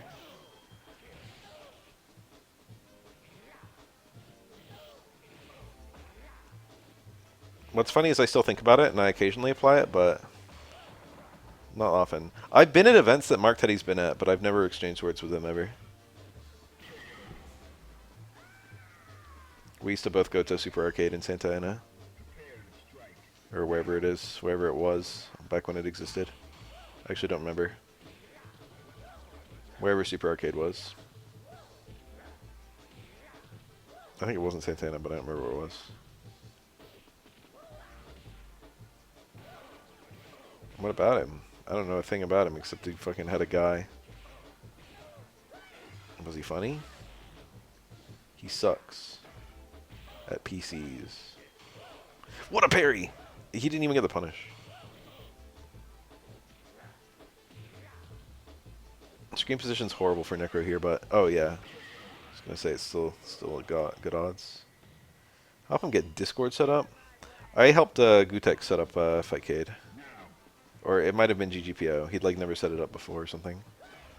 I don't think Gutex was bad with computers, but he'd just never done anything like that. Resolve 3S. I feel like I have played him, but I can't remember a specific time. I think I played his Urian.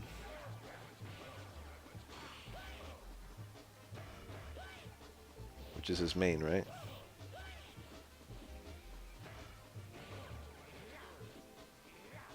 He's very strong, Resolve. Very, very strong. I think he was better than me if we played. I feel like I played and lost to him. I'm usually really strong in the Urian matchup too. But, you know, if you're good, you'll beat me.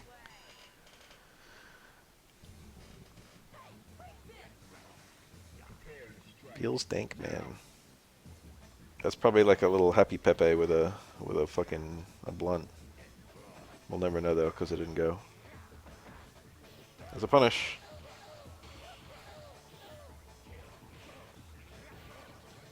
The EX to get the punish was cool.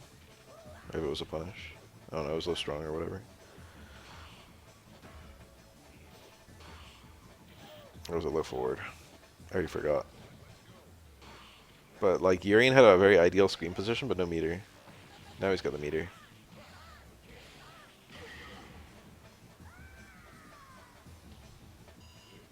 I remember BJ Unchained. He was like the only Cody player for like 2 years. There were 0 Codys.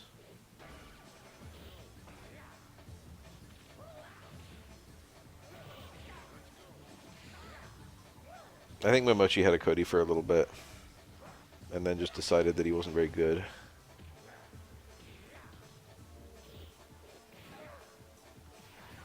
Didn't Momochi play Cody in 5 as well, actually? Must be a Cody enjoyer. Cody in 5 is really interesting.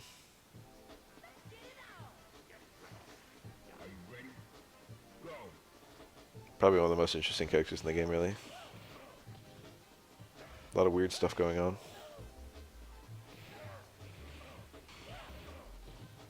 He's probably one of the most buffed characters from his debut to the final version. Along with like Falk or whatever. Laura.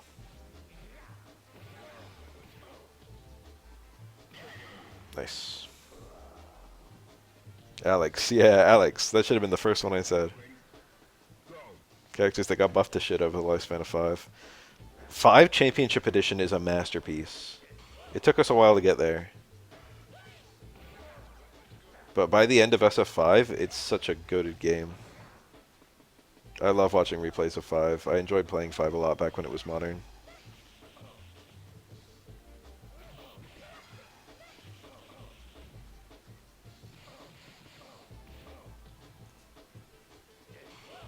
I liked and disliked certain things about 5 for a while. And then once they added Sakura, I was kind of just in the pure like boat. I was like, I love this game. I love Sakura. I don't even feel anything in particular for Sakura the character, but Sakura in 5 was very fun to play. They upped her Shoto-ness. She became more Shoto-y in that game. But she still had quite a lot of flavor. You're still doing like, you know, jab jab short DP like you would be in Alpha. That reminds me that I opened up Alpha 3 for the first time in ages recently, and I played World Tour. Just to see whether me streaming World Tour would be interesting. I was like, let's see like how this is. And I played Sakura, because I looked at the cast of Alpha 3, and I was like, Sakura is probably the best character that I could play well. And I was blowing through World Tour. The only time I ever did World Tour before Um, was before I played fighting games competitively. Because Alpha 3 was actually the first fighting game, the first Street Fighter title I ever bought. And I bought it on PSP and just casually did World Tour on that. And I didn't know how to play Street Fighter. So I just like kind of picked Ken and did buttons.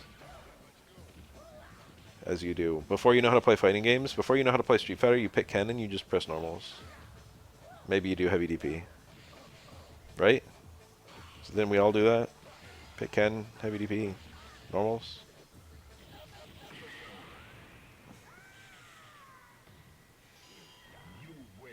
Coming to my own now.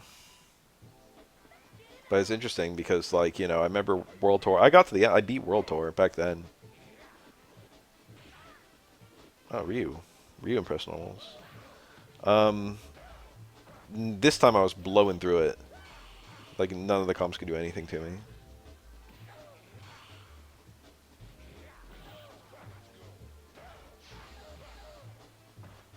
Yeah, Tackle probably was a punish there. Ooh, really bad starter. Oh, he got the funny bounce.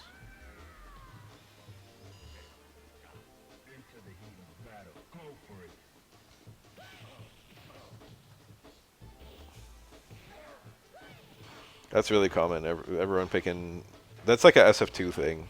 If you're like a really old fighting game player, I don't know how old you are, but like people who started with like SF2. Whoa, he got hit. It's like, oh, let me just do the character with you know, lightning legs or Honda hands or electricity, because they're the only special moves you know. I think I was my first fighting game that I was ever playing was Mortal Kombat Trilogy on the N64, and I would pick Sub-Zero in that game, and I figured out how to do his electricity. It was like down forward, low punch or something like that. It's like a relatively easy input. I just happened to find it. And, you know, being able to do Sub-Zero's ice is a pretty big deal. If you don't know how to do any special moves except that one, that's a damn good one to know how to do. Soul Calibur's cool because you don't even have special moves. Plus, there's move list in the game.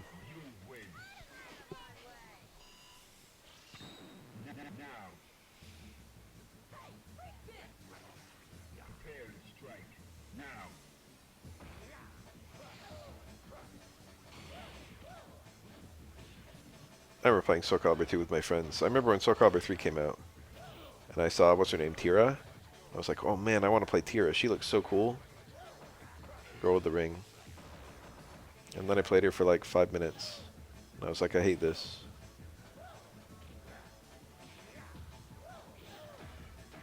And then I went back to playing Raphael, where I just spammed towards vertical, vertical, vertical, whatever it was called. What do they call the normals in that game?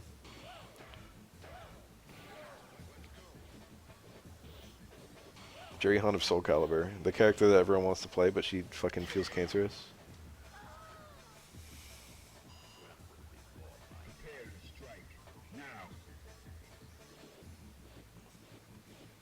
SF6 doesn't get enough credit for making a jury that doesn't feel horrible to play. SF4 and SF5 jury are so unbelievably, like, unfriendly as characters. Nice jump. That block? I've been in that scenario before. I don't know what's going on with that. I think if you block correctly, if you just hold left here, you'll walk into the mirror, but you'll be blocking the wrong way, so you'll get hit by it because you have to block that mirror to the right. But if you block something right here, and then get hit into the mirror immediately while you're still in block stun from the initial hit, I think it like blocks automatically. It depends on which hit happens first, I think. Like if the mirror hit first, he'd have to block right and then, or yeah, right and then left. But because the leg hit first, he only had to block left. I don't know. Sometimes like unblockables just don't work, and I think it's based on which thing happens, which thing hits first. But I've never actually like tried to lab it. Sometimes you're just allowed to block unblockables. but you can prevent it from ever happening. It depends on how good or bad the setup is, basically.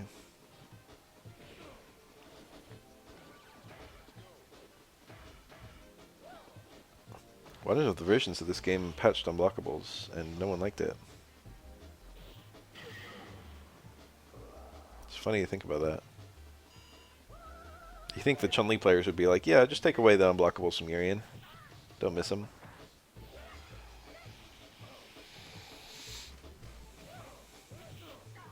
Oro is still okay if you take away unblockables, because Stones is not even really that much worse of a super than Booger. But Urian falls to pieces without unblockables. They're a big deal for him.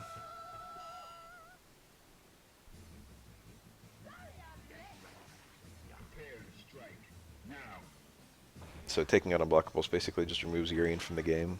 It doesn't affect the vast majority of the cast. And Urian is one of the more interesting characters. It's quite fun to fight, quite fun to play. He's one of the most balanced characters too. He's got like, I think his matchups only go from like 4-6 to 6-4. He's got like a pretty even match against everyone. It's because there's no real counterplay to the mirror besides Akuma's teleport. But like, he's not a particularly good character until the mirror's up. He's okay. His normals are kind of big. They're not super combo friendly.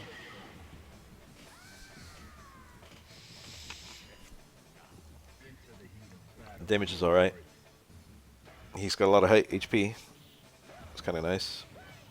He's got the second highest HP in the game. Whoa.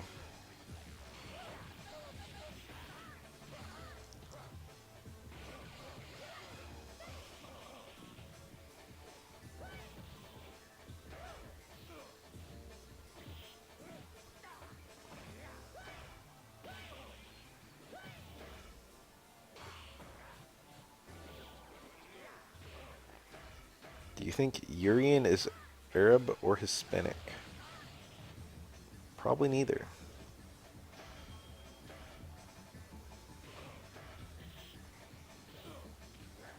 I mean, Urian probably doesn't have like an ethnicity per se, since I think he was made in a lab, and I don't know who the fuck he was raised with, so I don't know to what degree he has like any kind of ethnic culture.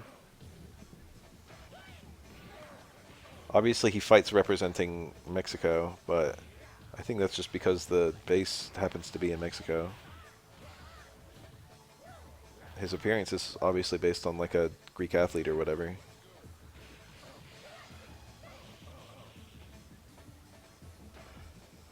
I think he kind of defies race. Make a mirror. Mediterranean. That would support the Greek.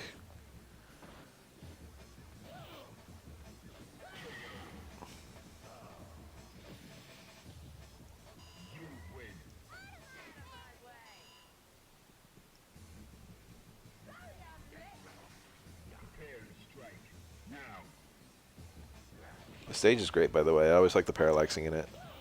The stuff in the background moves just a little bit slower than the stuff in the foreground. It's subtle. It's just a cool stage in general, too.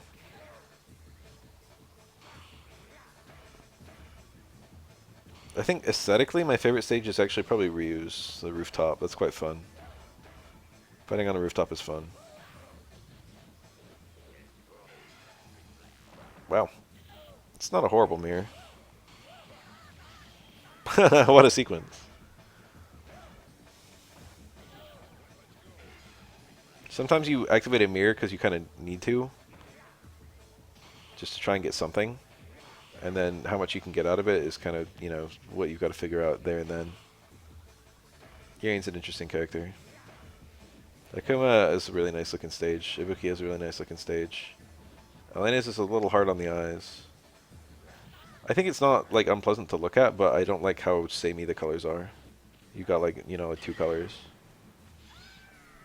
One thing I find really hilarious about this game is that how unbelievably beautiful Elena's neutral animation is. And then you crouch with her, and her animation is literally like 3-frame cycle. Her crouch animation is so unbelievably shitty.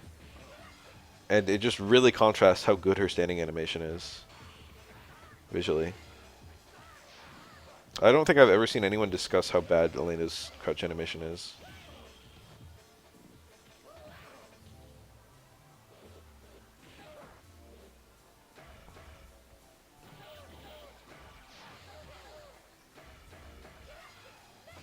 Does EX tackle work here? He did it. It worked. Well, it killed him. Was it a punish? It looked like one. Makoto. EX tackle's pretty fast, but I don't know how fast. Obviously, it takes longer to... The further Urien has to travel, the slower it is. That's one of my favorite anti-airs in this game, is the OS parry into tackle. That's a really cool thing that Urien can do. If he has charge, he can just tap forward and hit kick as an anti-air. And the forward works as a parry, and the tackle is saved up during the parry. And the anti-air tackle leads to a full combo. It's really cool looking.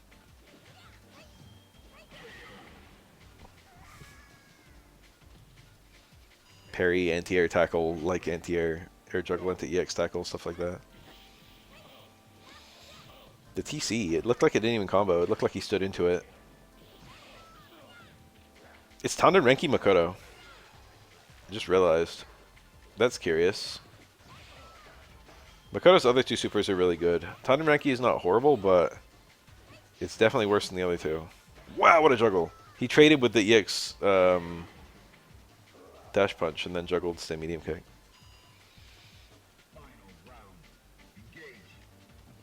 Tanden Renki is obviously super double-edged. You can't block all the time you've got it up. That's very dangerous. However, you get a lot of stuff right away with Tanden Renki. You get invincibility when you activate, and then obviously you have the 1.5 times damage all the time it's on, which is actually a lot. Makoto melts you when she's got Tanden Renki active. She's doing it. Oh, so much for that. Bad read. If you just stay idle, Makoto has a surprising amount of invincibility for that activation. But if you do anything, she just returns to her normal hitboxes. Makoto's idle is really good, yeah. The thing about it is that she's super stiff, but it's just her body that's stiff. Her clothes have like a nice little flowing animation in the wind. And the flowing animation that clothes contrasts the stiffness of her body. It's deliberate. It's to make it look like she's like super proper form. I hate how Elena looks TBH, TBH. Her walk cycle is really nice, yeah, just because it's so long. The foot-to-foot step. You'll never see it in normal gameplay. Makoto players don't walk. And if they do walk, they don't walk for very long. Hyper fucking optimal. He was like, I can get a meterless kill if I get a whole bunch of down back fierces, and then he did.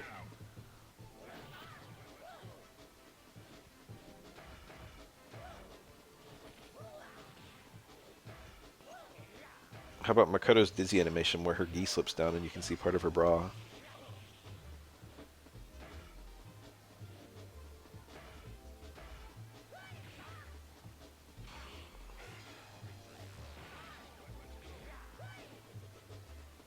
Nice drill. I have Necro players do that against me as well. When I do the, like, booger towards him in the corner.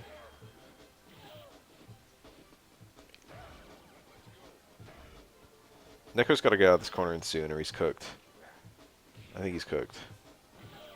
Yeah, it's over.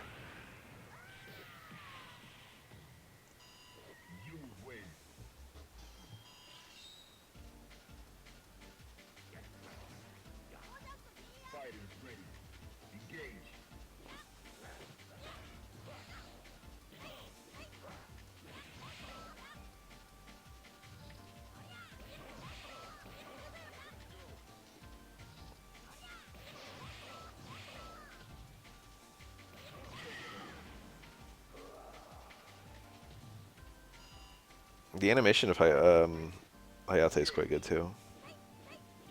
The way the trails of Makoto. I can't believe how many people asked for Makoto in 5, because Makoto in 5's engine would have been the most cancerous thing imaginable. Any way to alter jump arc is extremely obnoxious in that game and very powerful. Dash punches would have been horrible. Forward dash with the input lag would have been horrible. I'm sure no one would have liked Tandem Renki V-Trigger. Command grab that you can combo out of would have been horrible.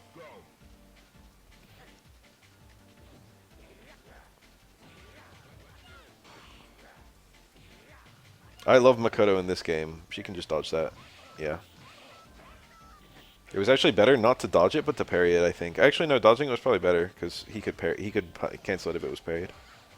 To just make it whiff was probably the best thing to do. Okay.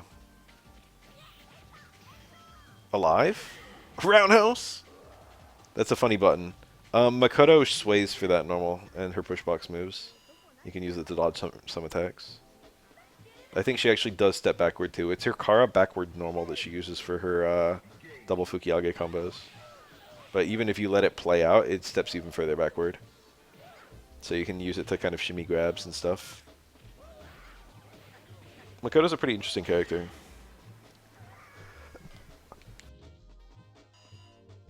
Oh yeah, Makoto has some similarities to Laura. A lot of people used to say that back in the day. When people were talking about adding her to 5, it's like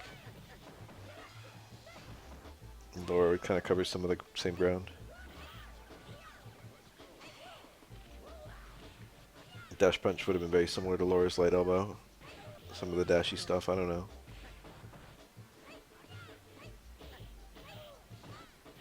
The TC. Makoto has towards medium kick into hard kick as a TC. It doesn't combo, but it does naturally sequence. TCs that don't combo have always been a really funny thing. I haven't seen that one in ages. It's really rare. People don't really use it.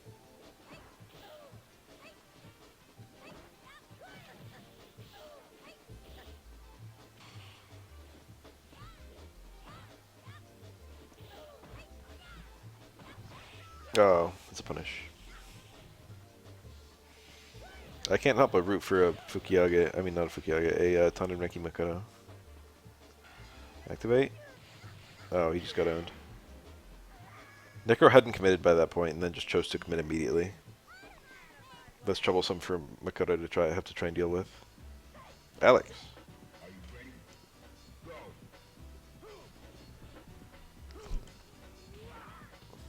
Tandem Renki was a great super to give Makoto. It works perfectly with her kit. It would be cancerous on most other characters. If Oro had Tandem Renki, I would actually pick it. Because Oro's combos last so long. But Makoto having like all these combos that don't even knock the opponent down means there's a lot of counterplay to Tandem Renki, and the combos all being very short. It means that Makoto not being able to block is actually a big deal. Jump strong. It is a different animation from jump jab. I forgot about it. I haven't seen it in a minute. Oh, he was too late.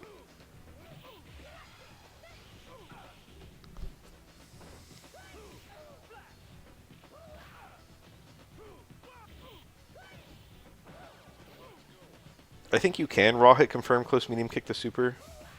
I think the cancel window is long enough that you can kind of do it.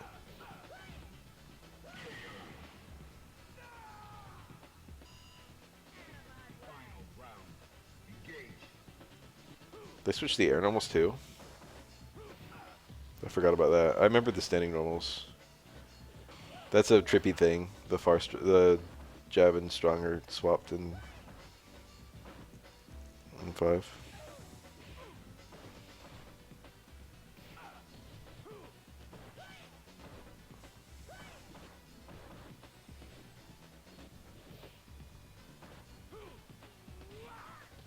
Jump fierce and then wait patiently.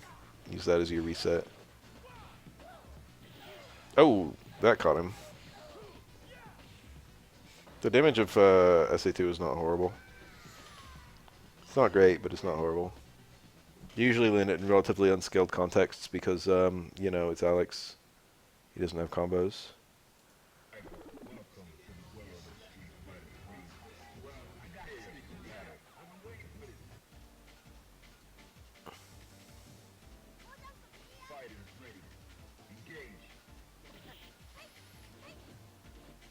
Tanenriki again.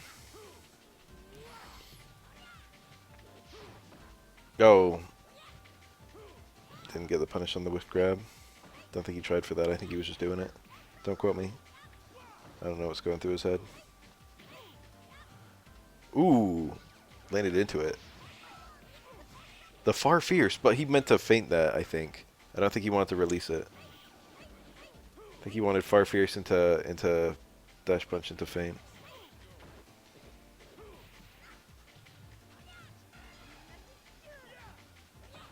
It was... Okay, good shit. It was the fucking dive. Makoto could have easily whiff punished that, but was so caught off guard that she didn't react. The dive is not particularly good in this game. It's not as good as it was in 5. Ooh, tricky. Come on. Every now and then we get memed by Alex. I've been memed like that. Usually doesn't happen, but it can happen. We've all been memed by Alex.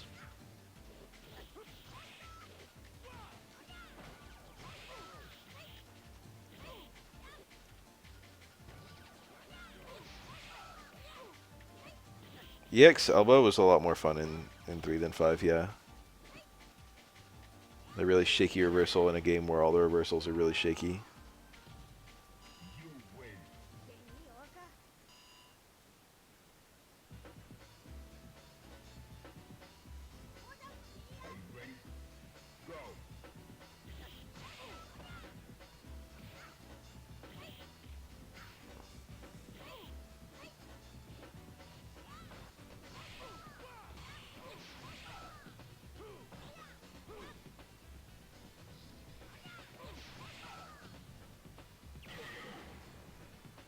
Okay, sometimes Alex gets memed.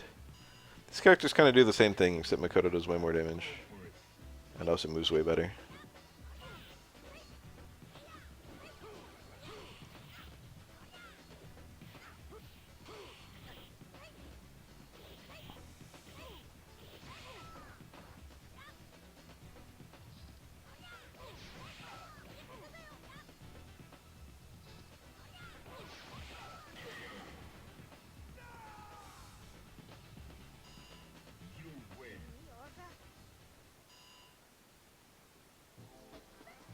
My friends are sending me stuff. I'm looking at it. I hope nothing interesting happens while I'm looking away.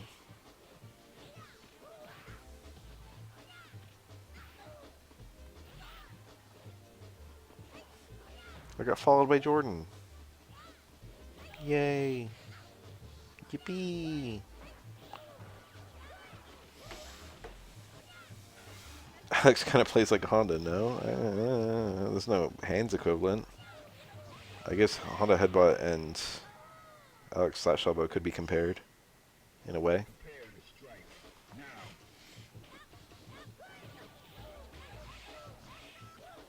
I don't know if there's any character that plays like Honda.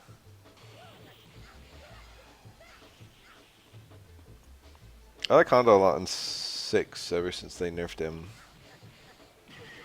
But rarely do I get to see anyone play him. I would love if like a good player played Honda. Remember Daigo's Honda in 5? That shit was fire. That's probably the best player to ever play Honda in 5.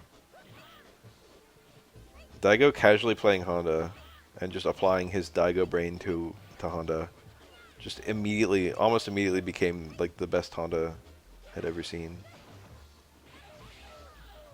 The best level of play Honda had ever seen.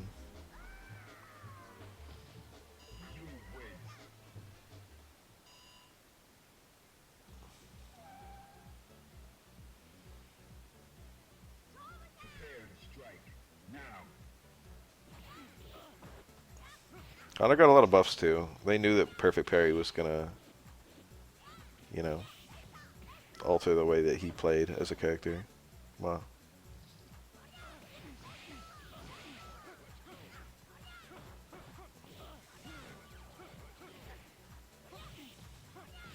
Whoa! That was a combo. The chop into activate and a hit.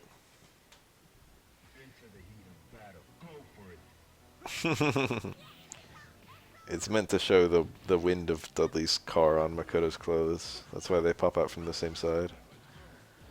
It is cool.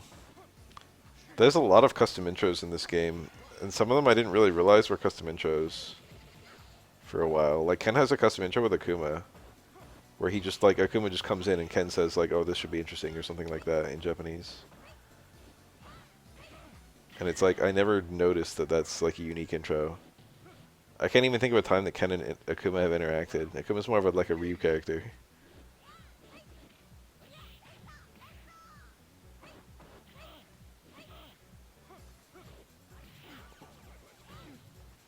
It's kind of funny. It's like Ken's, like, Ryu's constantly being tempted by Akuma and the Satsui no Hado. It's like, release your fucking true power. And Ken's just standing there. He's like, what about me? Akuma's like, who?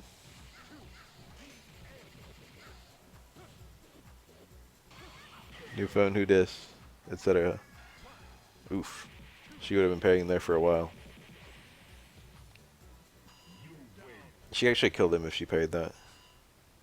Well, she could have. If you parry that super, most characters, I think including Makoto, get a jump and punish on him. Wow.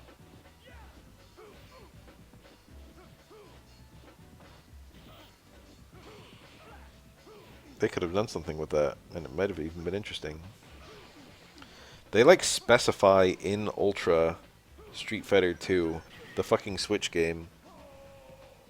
There was, like, a blog post about it. Not in, it was, like, for, like, Kage or something. It was, like, not for that. It was for something else. But they mentioned that it was curious that Ken's never been tempted by the Satsui no Hado. And then in Ultra Street Fighter 2, for the Switch, they specify that Violent Ken's power is not based on the Satsui no Hado and instead based on Psycho Power. Very weird thing to, like, draw a distinction on. It's like, oh yeah, he's got Bison powers actually, it's not Akuma powers.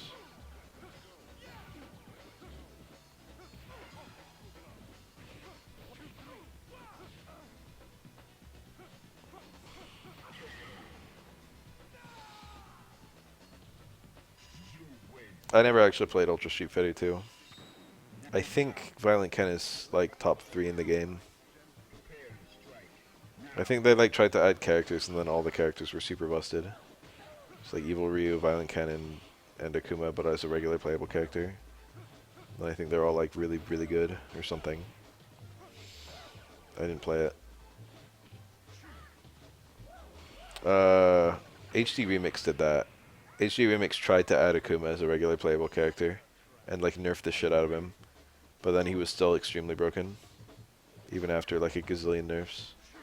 I remember feeling kind of sad about it because I remember reading David Sirlin's blog posts about, like, designing HD Remix. He's like, oh yeah, like, the game finally has a 17th character after he nerfed the shit out of Akuma. And then the game comes out and Akuma's still busted. Ooh, Dudley's cheap. It's actually a weakness of Necro and not a strength of Dudley there.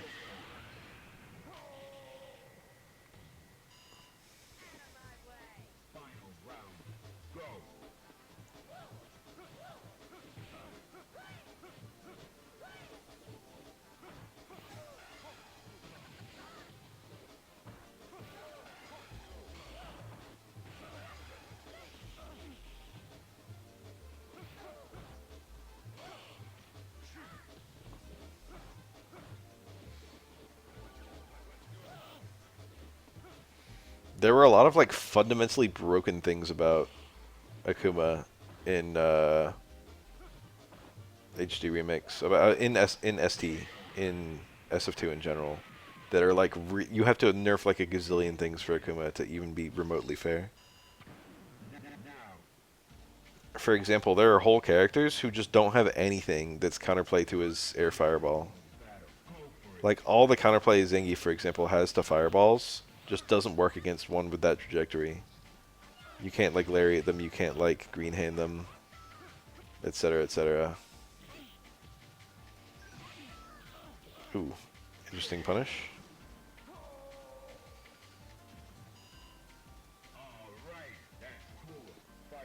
And then you can't jump out of command grabs in SF2. So I think Akuma ended up having some setups in HD Remix where he could like do a air fireball that you then block, and then just do like a demon, and you, as soon as the like invincibility, as soon as the block stun of the fireball wears out, the demon grabs you, and even if you're holding up, you still get grabbed because you can get grabbed out of pre-jump frames in SF2. So you have to like time a 1 frame invincible reversal, and reversal windows are I think actually 1 frame in SF2.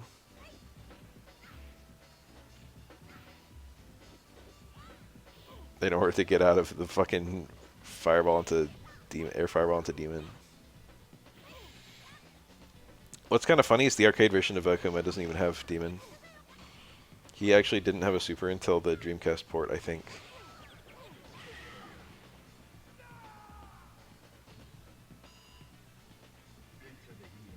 And the super input. I think was that was that the debut? No, it must have been Alpha. It must have been Alpha that debuted Raging Demon.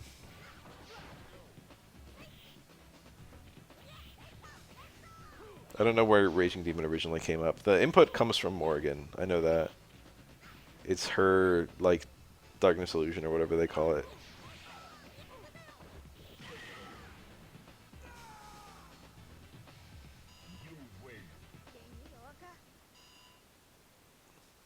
Morrigan has a Raging Demon. Except it's a hit and not a grab.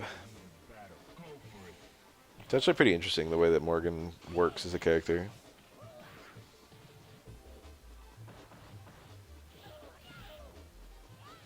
Darkstalkers is pretty interesting.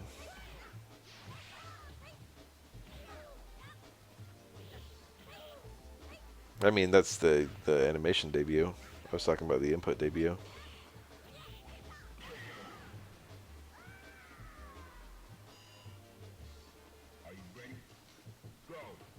As for why they used the animation they did, they probably just wanted to save on, you know, having to do any sprite work. Well, excuse me, princess. It's kind of funny when stuff like that happens.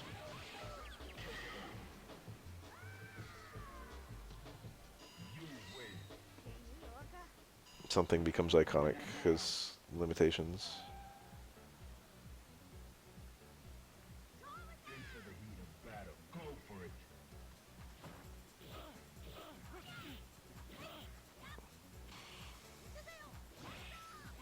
I think Makoto's dash punch becomes safe if you charge it to a certain level, but I have no idea when. I almost never interact with a charged Makoto dash punch. It's generally not super useful to charge. I don't think it's overly risky, but it's also not overly helpful. Nice.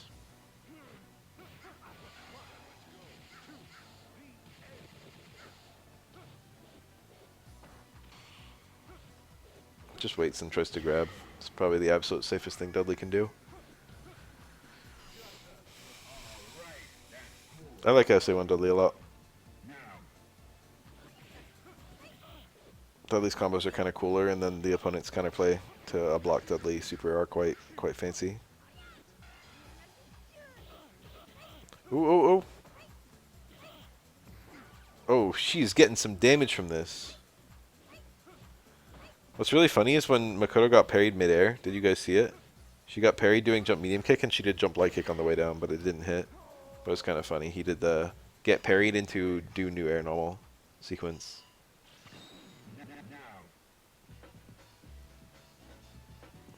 That's a really funny thing about this game. I know it, and I use it all the time. But it's not common among most players. Not common knowledge.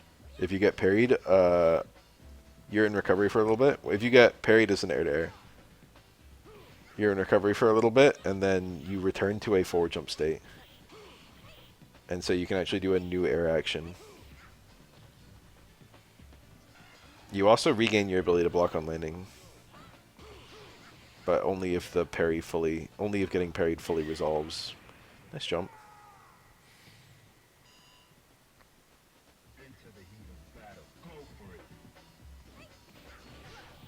Alex is a little shy on the confirm, so holding up on wake up is actually a real thing you can get away with. That being said, a button cancel to EX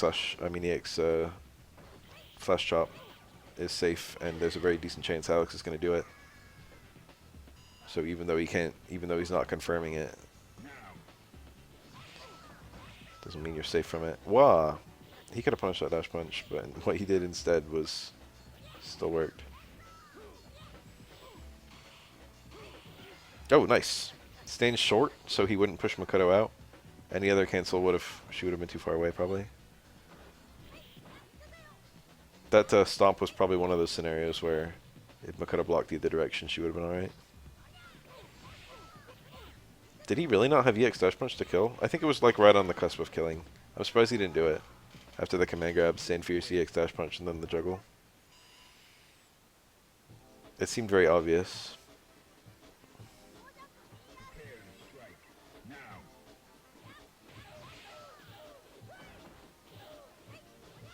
The Fukiyage. Dash medium kick after Tsurugi. I don't know.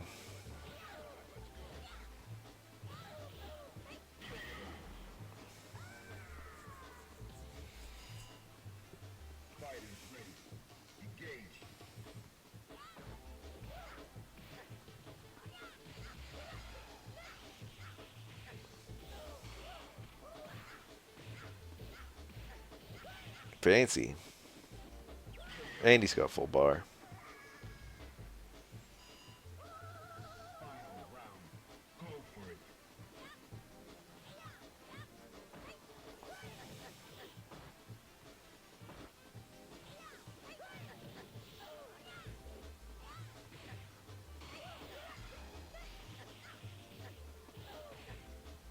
That back strong could have been confirmed to super.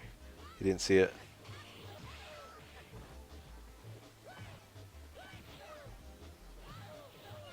Wow, scary.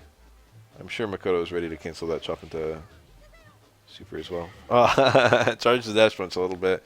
Get him thinking about high parry. Then cancel it and low short them. Classic.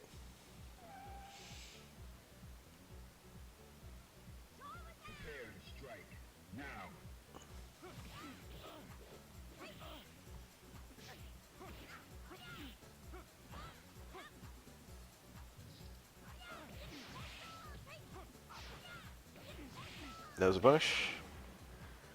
Uniquely in this matchup, Makoto can do Fukiyage on a Dizzy Dudley. It's quite pretty and everyone loves it. I really liked the Fukiyage on crumpling opponents in SF4. I thought that was a lot of fun. You could do like focus backdash, and you get the crumple and you dash in and Fukiyage them. Additionally, Makoto's lack of launches and stuff meant that it was something that people often did after like a forward dash. It's like, yeah, you can do dash punch or stand hard punch into heavy dash punch, but you can also do Fukiyage in a juggle, medium Tsurugi and DX Hayate. Cool uses of red focus. Yeah. Dash punch into red focus is a thing. So you can use it to land Ultra 1 off of anything, which is kind of fun. Oof. You can literally do like low strong dash punch, red focus, Ultra 1. That's a pretty big deal.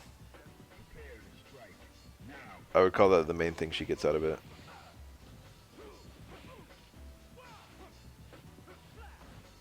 And that works for Ultra 2 as well, I suppose.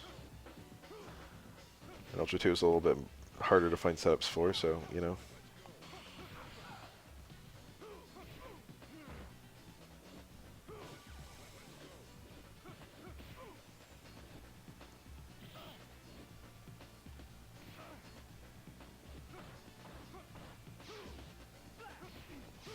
Nice. He actually had a super cancel. Ah, he had a super cancel on the EX slash elbow, and it would have killed. And he either didn't realize he had enough meter, or he greeted, and thought either the EX slash punch would, the EX slash elbow would kill, or that he would be able to win anyway. But It didn't kill, and he wasn't able to win. Retrospectively, you should have spent the meter, you know? How often do you find yourself saying that? I've definitely said that to myself before. EX knee is occasionally a decent ATR. I mean, wake up. Worked that time. Oh. The incidental hit slash elbow. YOLO.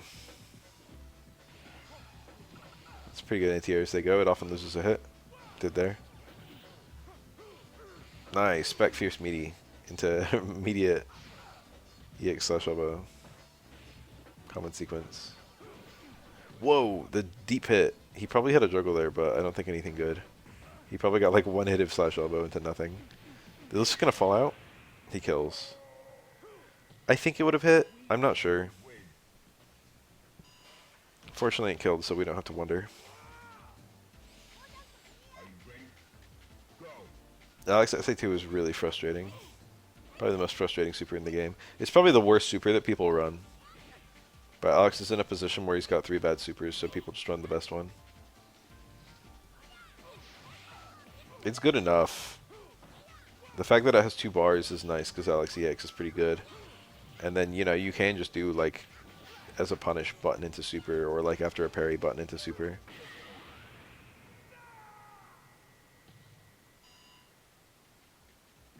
So you can land it like that. The damage is okay. But it just feels like in every way that it's not...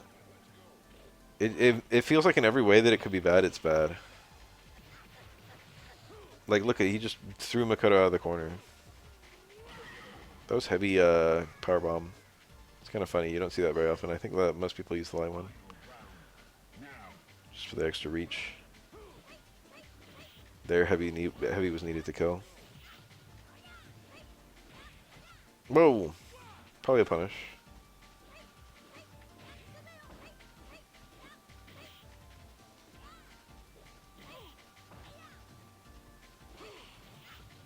Was that a punish? It might have been.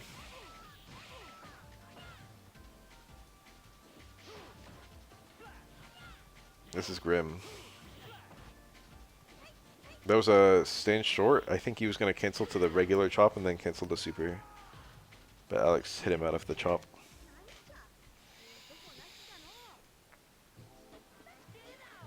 Tanden Reiki Makoto is quite fun.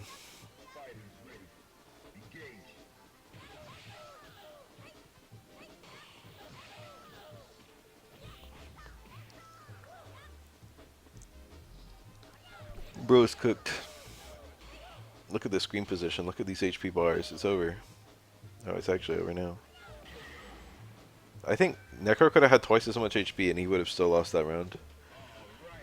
It could have been a perfect. Necro could have had twice as much HP and it might have still been a perfect.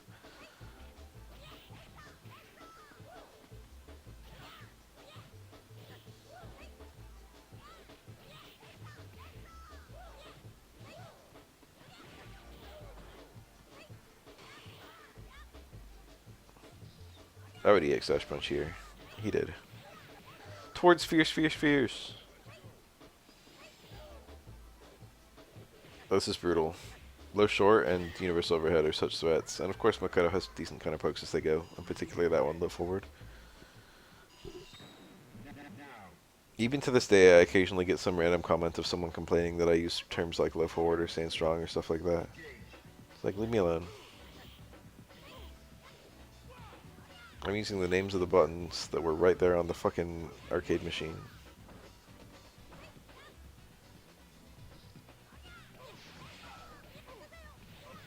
Oof. I thought that it did more dizzy than it does. Second and third hit do like no dizzy at all. It was so funny to realize that Omega Makoto's stand short, stand forward TC is actually like decent. It does the same damage as like her her dash punch cancels, but it knocks down. Makoto actually like tries to land that in Omega.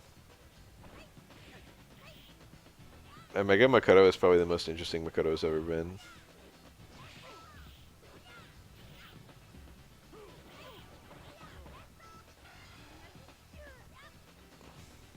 This is still really dangerous. Okay. Alex was actually just dead to like one hit. Alex's heel turn? I didn't watch the trailer. I heard people talking about that. Alex is evil now. But he's just pretend evil.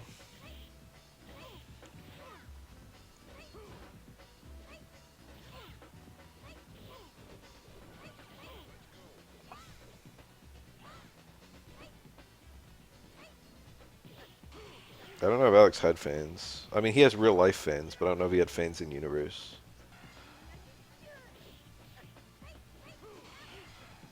Oof, that was smart. You can't just switch to blocking, Makoto. If you can switch to blocking, that sequence is terrible. If you can't, it's quite good.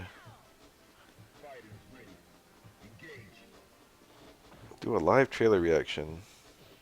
No, I don't want this video to get, like, monetized.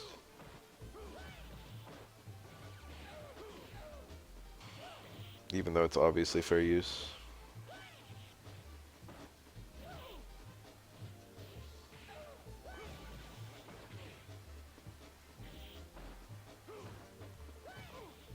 If I ever wanted to make $1 gazillion, all I have to do is find like the most viral TikToks and then just record myself in the bottom corner, like putting my hand up when something confusing happens in the TikTok, and then like not even do anything else.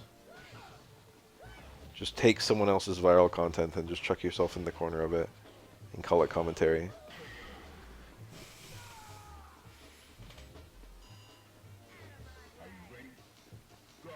Just say like, she's a real one for that, or he's crazy or something.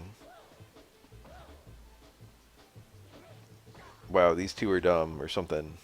Just whatever's going on in the video. You just say some extremely basic bitch thing about it. Ta-da, it's transformative.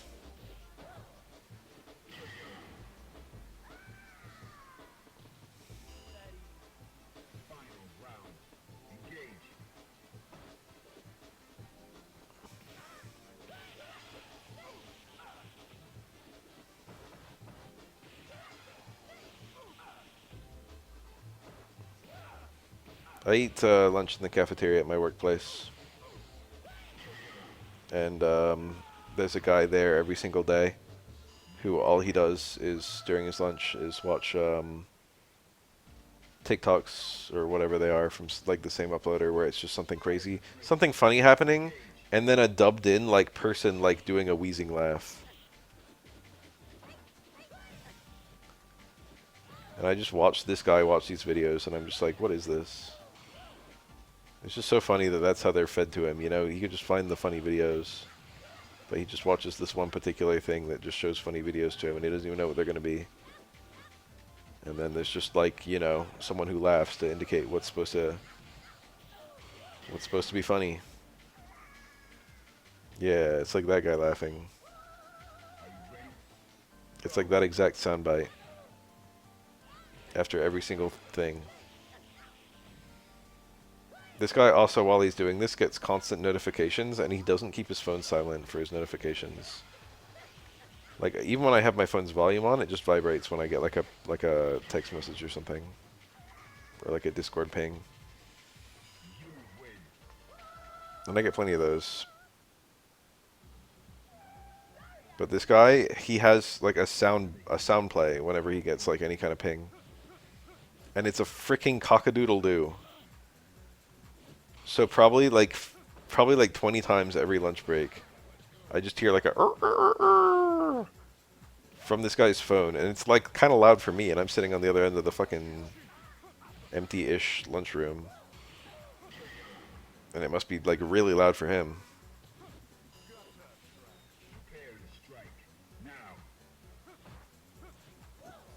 Just me silently watching this guy use his phone every lunch.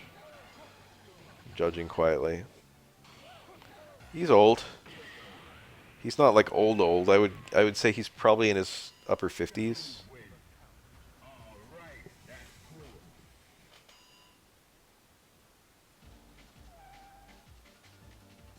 Hard to gauge looking at him. Interesting character though.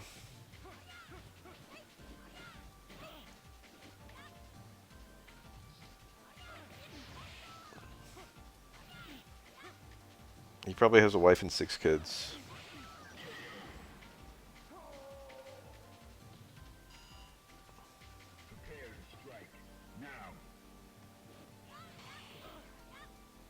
He's probably going home to a giant family every night.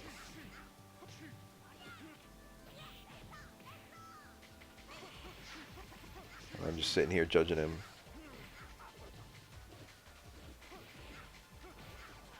Bet he's got it all figured out. And I got nothing. Whoa! Whatever he did, it was probably EX Machine Gun Blow thinking that... Ooh. Yeah.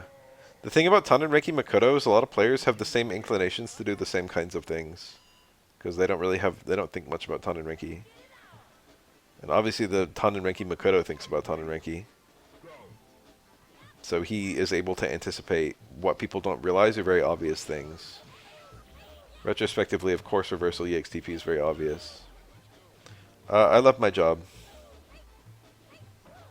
I'm like well established there now. I could tell you guys about my week. You guys want to hear about my week? It was a pretty bad week actually. There was a I never met the couple or anything, but there were twins born, and the twins went to the NICU because they were very premature. Twins are typically smaller than ordinary single babies, because they're sharing the womb, so they're kind of like, you know, fighting each other for space. And these were very, very premature twins, and they were both born like a pound. They were like teeny tiny. I've never seen babies this little. And they're like going to the NICU, the neonatal intensive care unit, because they're both in very poor health. And I'm gonna be real with you guys. One of them didn't even make it to day 3. It was just, you know, cards stacked against him from the start. Just bad luck. Born too small. The other one was hanging on for a while, and I was really rooting for him. I was like coming in every day doing his X-ray, seeing his you know, whether his intestines were like clearing up a little bit, whether his lungs were clearing up a little bit, seeing how he was doing, monitoring him. And yeah, this week they called a code white in the NICU on like my 3rd day of the week. And then I looked the next day, and they added him to the morgue. So, both the twins did not make it. And I was pretty bummed, I can't lie. I was doing x-rays on that kid every other day. Yeah, that's all I could think. Like, I was glum, and I didn't even know these kids. The parents had, like, fucking teeny tiny twins and lost both of them. I had a conversation with one of my coworkers after the first one passed. It was like, if you had twins and one of them didn't make it, would you tell the other one? It's kind of a grim thing to talk about, but we were all kind of like having conversations. I think I wouldn't care. Like, if you, like, I would understand someone not wanting to tell me because it's kind of grim. But, like, if I found out that I had a twin that didn't make it, I would understand why someone wouldn't want to tell me, and I wouldn't feel, like, betrayed or anything. But a lot of my coworkers were saying they would be, like, really pissed off. Like, why didn't you tell me, kind of thing. It doesn't really change anything for you if you had a twin that didn't make it. And then one of my coworkers was like, you know, don't twins just know? I was like, probably not. I don't really believe in psychic connections between twins, but, you know, I don't know everything. Whoa, you've rarely seen starter. Ton of damage on that. Look at all the dizzy, too. Oh, he's stunned. Beautiful.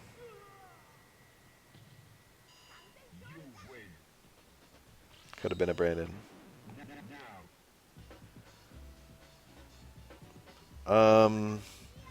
There was a really funny thing that happened with this twin that I really hope was not involved with the twins passing. One of my coworkers, who was exceptionally high-strung, got called in to do a... This is going to get really deep in the weeds with X-ray tech stuff. He got called to do a left lateral decubitus abdomen on this baby in order to evaluate air and fluid levels. Why Perry? I mean, not why Perry. Perry was good. Why throw? And what left lateral decubitus is a position where the patient is, well, they wanted a, how do I even begin? Left lateral decubitus is when the patient is lying on their left side and you shoot horizontally through their abdomen towards a plate that's on its side behind them. So normally you kind of put the plate under someone and then you shoot vertically downward through them. But this way you roll them onto their side and then shoot horizontally through them. And there are certain things in the body, particularly air and fluid are the classic examples, that move based on gravity. So a left lateral decubitus allows you to see the air and fluid levels inside soft tissue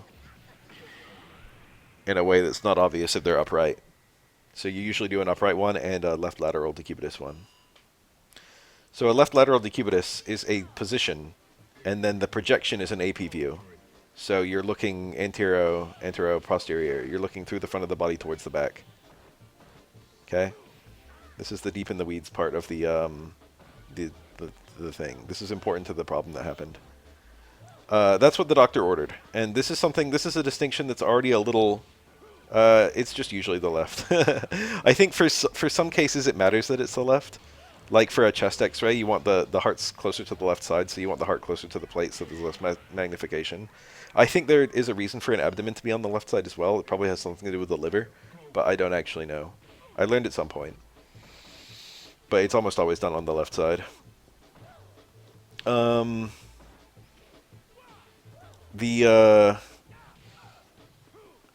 got called to do a left lateral decubitus abdomen. And he went to the NICU, and he explained to the nurses what he wanted to do. And he was like, we're going to roll the baby onto its side, and we're going to hold the plate sideways and shoot through the baby into the plate. And that's what he did. And then the doctor looked at it after the fact. Oh, it fell out. That should have comboed.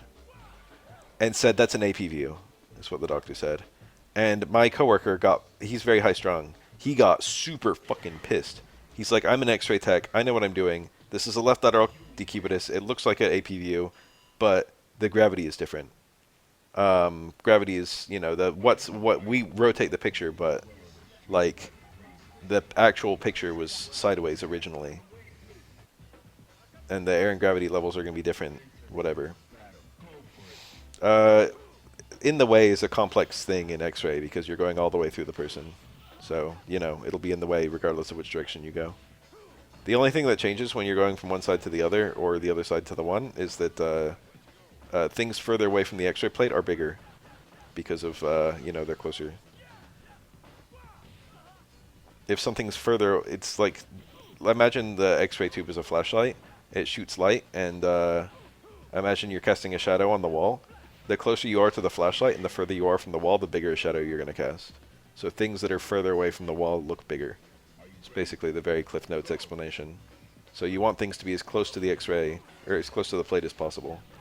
I'm not a doctor, I'm an x-ray technologist. I push the button. I tell someone to stand in front of an x-ray plate and I push a button. I'm a button pusher.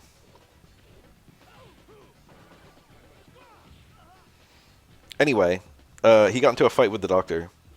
He kept his cool, he didn't yell at the doctor, but he ended up writing the doctor up after the fact. The doctor got super mad at him and yelled, shoot him out, and he resisted. He was like, I know how to do my job. And the doctor's like, you don't know how to do your job. And the two of them had a fight. He tried for a setup. He tried for a cool setup there. Alex wanted to jump back into parry on the DP and after that, it puts you in a forward jump state, and you can do down fierce. But he missed the parry. That's a super cool little sequence Alex has versus wake up DP. Yeah, I push buttons at home and I push buttons at work. Anyway, I know that there's a fight between the two of them. And then the next day, he's talking about it to me. The next day, I go up to the NICU to do the exact same x-ray. And I am a very cautious, a very humble, a very polite fellow in person. And I'm like, I'm not going to do anything until I understand what I'm supposed to do. Tell me exactly what you want. I go and find the doctor. I'm like, can you tell me what it is that you want? Because I want to make sure I give you what you want. And the doctor tells me he wants a left lateral decubitus position. And then he describes a left lateral abdomen dorsal decubitus position. And I am a book smart person, and I am able to understand the difference between those. But that's a thing that would be difficult to follow if you're an X-ray tech. And obviously, doctors only get like a teeny bit of rotational training for that. Like they don't have to like, it's not a doctor's job to know about stuff like that. But the doctor ordered the wrong thing. What he wanted was dorsal decubitus, which is when the patient is lying on their back, and then you do a horizontal beam sideways to get a lateral abdomen X-ray. So a left lateral decubitus is an AP view of the abdomen, it's the front view, and then a dorsal decubitus lateral abdomen is a side view of the abdomen. So he ordered the wrong thing, but once I understood what he wanted, I was able to break down what he has to say to get what he wants. I was like, you want a dorsal decubitus lateral abdomen? And he was very happy with me. Yay. I managed to avoid getting chewed out by a doctor because I had the advanced knowledge that things would go very south. I mean, I would have found the doctor anyway, even if I didn't hear the story from my coworker, because, like, it was such a weird order. That kind of thing is never ordered ever. So I like to figure out what the heck we're doing and why we're doing it before I do it. It's very common when you get a weird order to, like, hunt down the doctor and be like, what the fuck are we doing? And sometimes the doctor will have a very good reason, and sometimes they won't. Like, just recently we had a 2 heels ordered. And it's like, why are we doing heel x-rays and not abdomens? Ordering the calcaneus by itself is extremely rare. In inpatient, especially. You might do it in outpatient, but in inpatient it's super, super weird.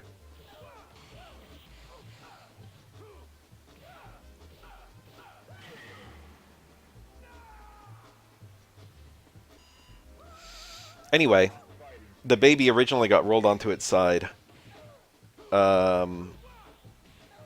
Heel x-rays all the time. Sounds handy. Haha.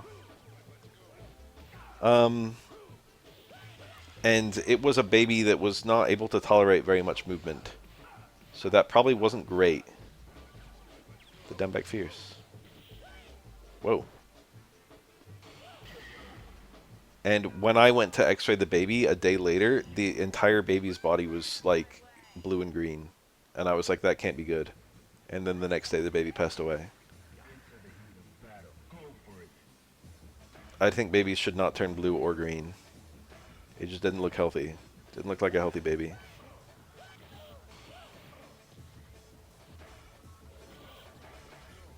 And it's grim, but in the back of my mind, I'm wondering if the baby being unable to tolerate being rolled onto its side had anything to do with the bruising or whatever it was.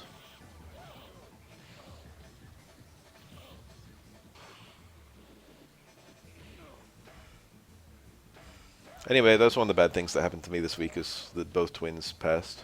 One of them passed, like, last week, but the other one passed this week. So that was unfortunate. I also watched another guy die. No, I didn't watch the twin die, but I watched a guy die this week. I've watched 5 people, I think, give or take, die since I became an x-ray tech. And I was already working in hospitals before I became an x-ray tech. So I've been working in hospitals for probably 2 or 3 years at this point. And I've now watched about 5 people die. And that was kind of grim. It was very, like, I don't know, shocking the first time. It's still shocking, but it's like, I can continue doing my job. I didn't even want to do my job after the first time I saw it. I was like, fuck, I just want to sit down.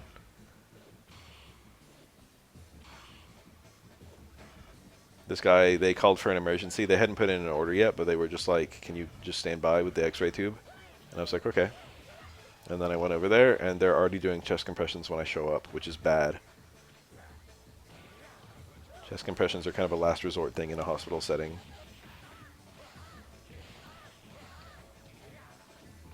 And one of the it's one of the ER techs, I think.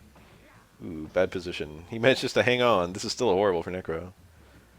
One of the ER techs is like, hey, can you pass me a towel? And I go to the frickin' thing, and there's no big towels, but there's like a gazillion little towels. And I just grab a handful of them, and I give them to him, and he's like, thanks.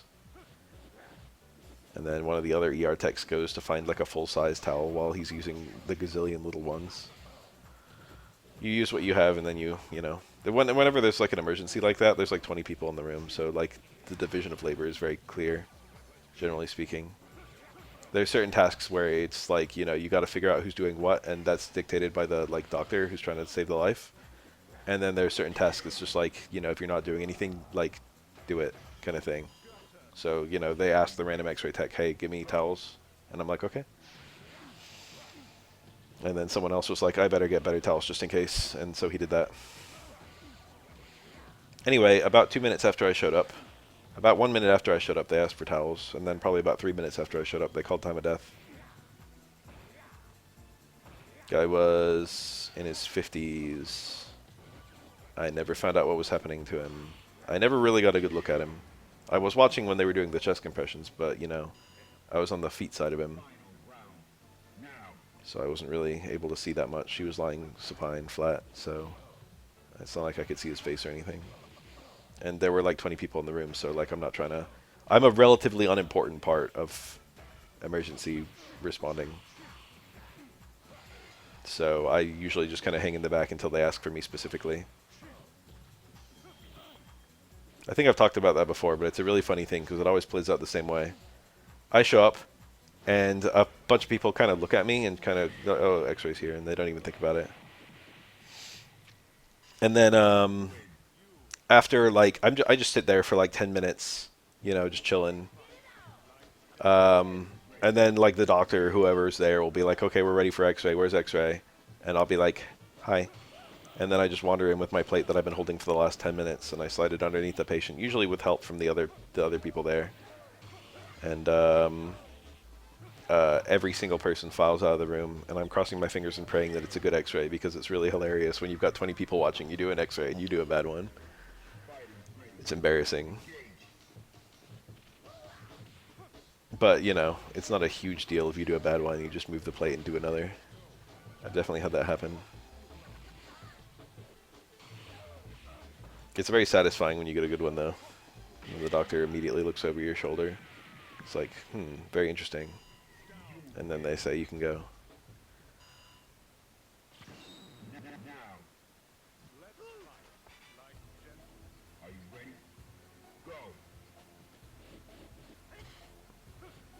I'm not usually important for life-saving measures.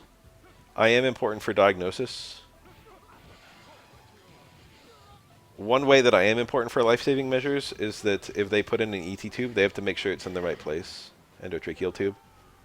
And the way they do that is usually with a chest X-ray. So after a patient's intubated, they have me sneak in there and do a chest X-ray, which is usually what I'm doing when I'm standing there waiting for an emergency thing.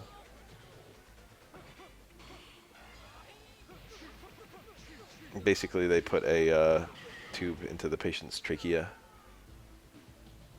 and then they attach that to a bag that automatically inflates and deflates, which automatically breathes for the patient. So it basically does a safer, healthier version of chest compressions. Something like that. I'm not an expert in such things. I'm an expert in chest X-rays, but not an expert in why we're doing chest X-rays. Just particular reasons.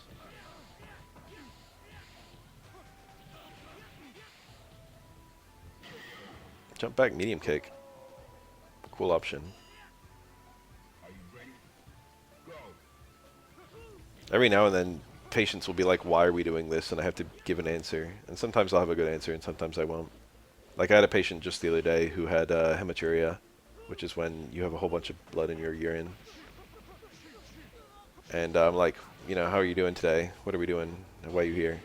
Which is usually what I ask whenever I'm working in the ER and I have a patient. I'm just like, you know, what's got you in here? What's wrong today? And this guy's like, I peed and it was dark purple. I'm like, oh, that doesn't sound good. Sounds kind of bad. He's like, yeah. And I'm like, I want to do a chest X-ray. And then he starts going on a spiel about how, like, hospitals are just trying to get your money. I'm like, I'm sorry, sir. You have the right to refuse any x-ray. If you want to refuse the chest x-ray, you can. That's your right. You can deny care. And then I gave him some reasons that they might want a chest x-ray. I was like, there might be something related to your heart or lungs that could cause hematuria that would be very bad, so we're trying to rule it out. Alternatively, they could be doing surgery or something like that on you soon, and they want a chest x-ray before surgery. They almost always want a chest x-ray before surgery. I don't know. I don't think they would do surgery for hematuria, but I don't know what they do for hematuria. But I gave him some loose reasons, and he was like, okay, we can do the x-ray. If they're kind of still unhappy, if they don't give me the permission, I usually go hunt down the doctor and have the doctor talk to them. That's a really... it's not a common thing, but it does happen. It probably happens to me about once a month where the patient's like refusing the x-ray, but specifically asking why. And then the doctor has to be the one... The doctor's the one who ordered the x-ray. They have to justify to the patient why they want it. The patient, of course, can still refuse even at that point.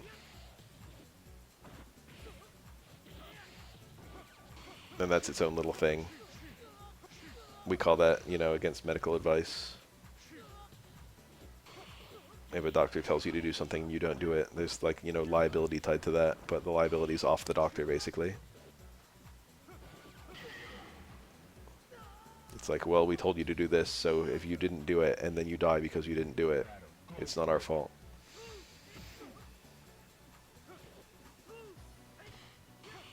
Well...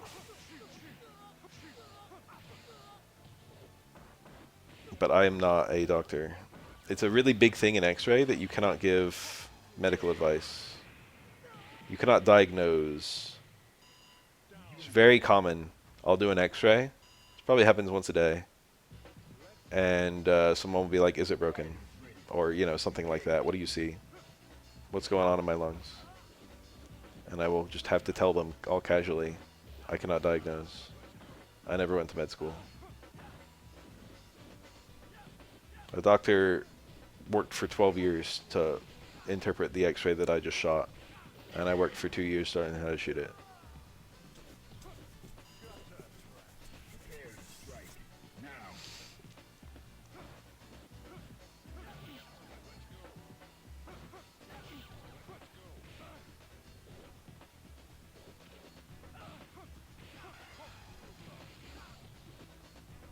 Technically, my schooling was very useful for learning how to be an x-ray tech, but it's funny thinking about my schooling now, having done it all. I can't believe I did it, you know? You ever just do something and you're like, I can't believe I did all that?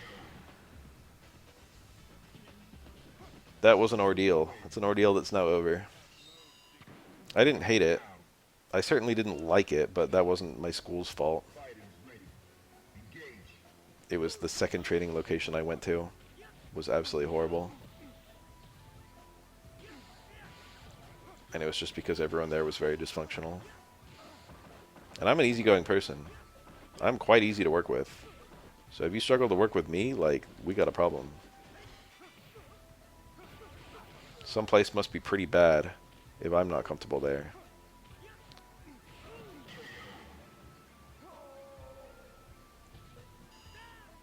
I applied there after I finished, just because it was one of the only places I worked, and I was, you know, I knew what was demanded of me. But like retrospectively, I would have hated working there, and the place I work now is so much better. I actually like the place. I love all the people at the place I work at now. One really funny thing about the hospital I currently work at is that they made a really big deal of hiring new techs. Like, almost everyone was hired, like, freshly out of graduation.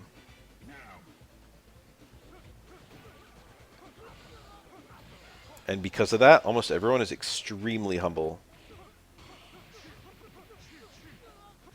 I can't think of anyone that's not. I guess that high-strung coworker I have. He's been doing it for about 10 years, I think. But most of my coworkers have been x-ray techs for less than 4 years. I feel like it's worth mentioning that most people are not x-ray techs for very long. The thing is, in order to become a lot of techs for other modalities, you have to start as an x-ray tech and then do training and other stuff. So, like, everyone who does CT started as doing what I'm doing, but then goes into CT, and CT pays a lot more, and the training is not very long. It's less than a year. It's like, would you do something for less than a year in order to get like an extra $10 per hour? Most people do. That's why there's a gazillion CT techs.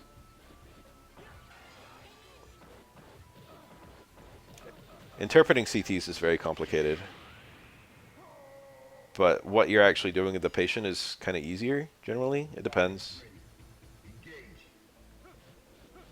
Getting someone on a bed and then just like pushing them through a tube is a lot more just like, it's a lot less of the complex aiming you have from diagnostic x-ray and a lot more like choosing protocols. Same with MRI. But it does get very complicated if the patient is uncooperative, and we do have a lot of uncooperative patients even in x-ray. So like, you know, in my 3-day rotation, working in CT, one of my patients was a low-functioning autistic person, and she did not want to lie down. And it was an ordeal to get that CT.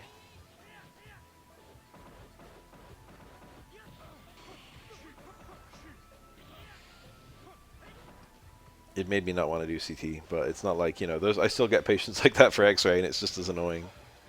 I had a patient.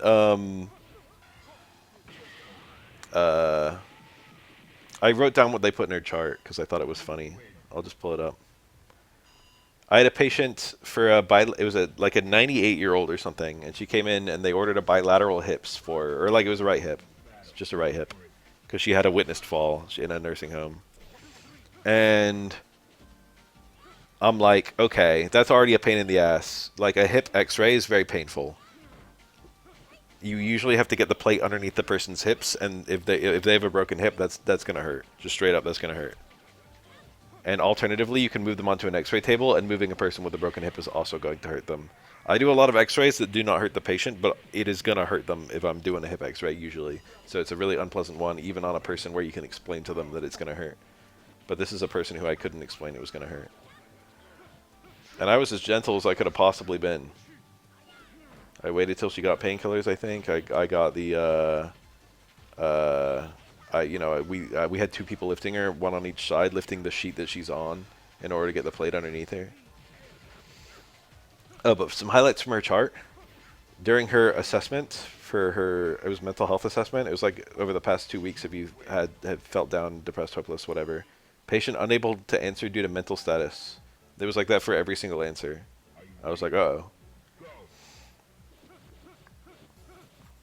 Mechanical fall, witnessed by staff. No rotation shortening noted. Here we go. Are you guys ready? Patient very hard of hearing, unable to follow commands.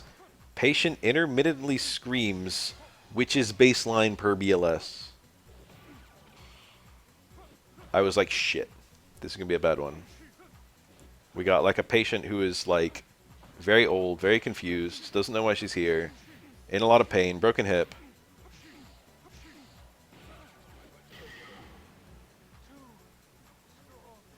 And just screams anyway. Like, she already screams. Baseline. It's just something she does.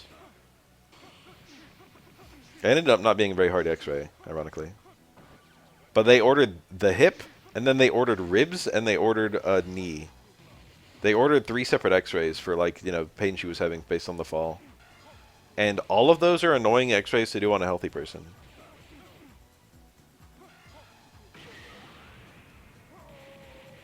They do put stuff like that. Patient won't shut the fuck up. They don't put that, but they put stuff like that. Triage nurses have a really funny sense of humor. They'll like sneak in things that imply stuff like that.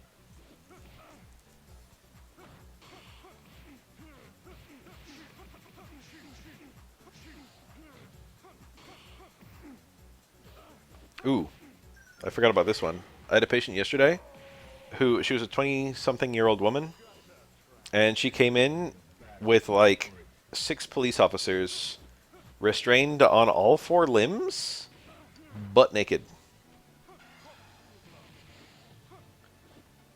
And they brought her in for, quote, okay to book, ETOH, MHE. Okay to book is if someone uh, if someone's arrested, they want to make sure the person is medically okay before they take them to the jail. So first they go to a hospital, to an ER, and we perform like basic tests just to make sure the patient's okay.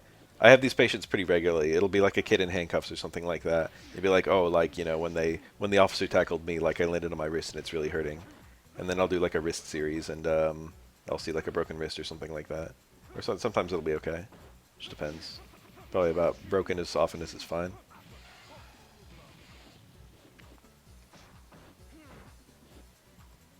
And once we give the clearance, then the person, you know, is arrested. That's okay to book. That's what that means. So this woman was arrested and waiting for, she was being detained.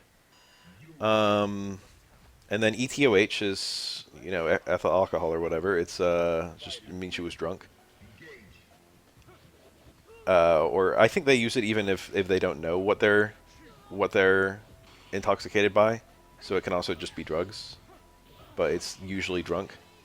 Big punish. No EX. And then MHE is mental health episode. So they brought her in because she was detained, because she was intoxicated, and because she was having a mental health episode. They chucked all three of those in there.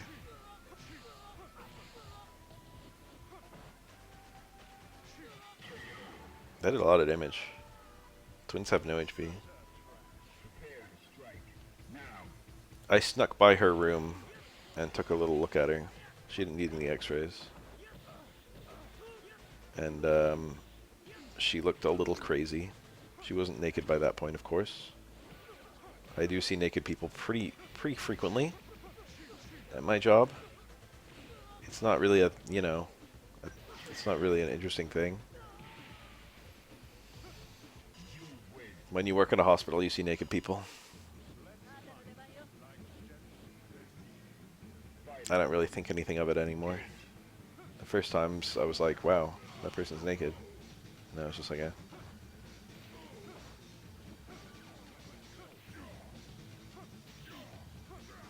I think I've mentioned this before, but on a pelvis x-ray, you can actually just see the person's privates. It's easier for men than women, of course, but either way. So, you know, if you ever go in for a pelvis x-ray, just know that they've seen it. The guy who shot your x-ray saw your dick.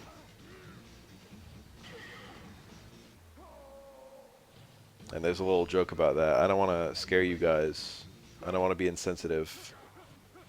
But there's a little joke in the x-ray community that if someone has a pelvis x-ray or a hip x-ray or something like that, the penis points towards the affected side. They've got a funny name for it, but I don't remember what it is. Throckmorton, I think. Throckmorton sign.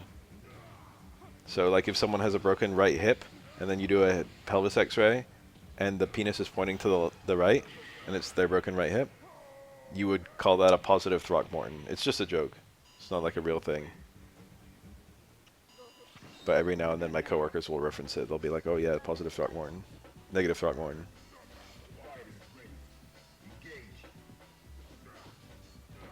It's kind of funny because I feel like it usually is true. I feel like the dick usually is pointing towards the affected side. Like, probably it's positive like 70% of the time or more. Which is probably how it got to be a thing in the first place.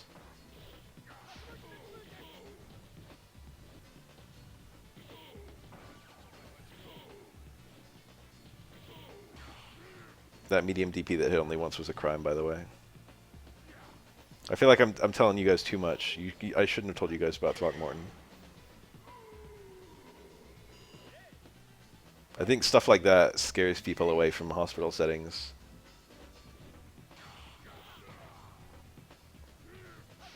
I think people don't want to think about doctors or, like, you know, medical staff as having a laugh. But at the end of the day, we're humans. We actually almost never shield in my hospital. We don't have a shielding policy. Or rather, we have a policy not to shield, would be more accurate. It's complicated.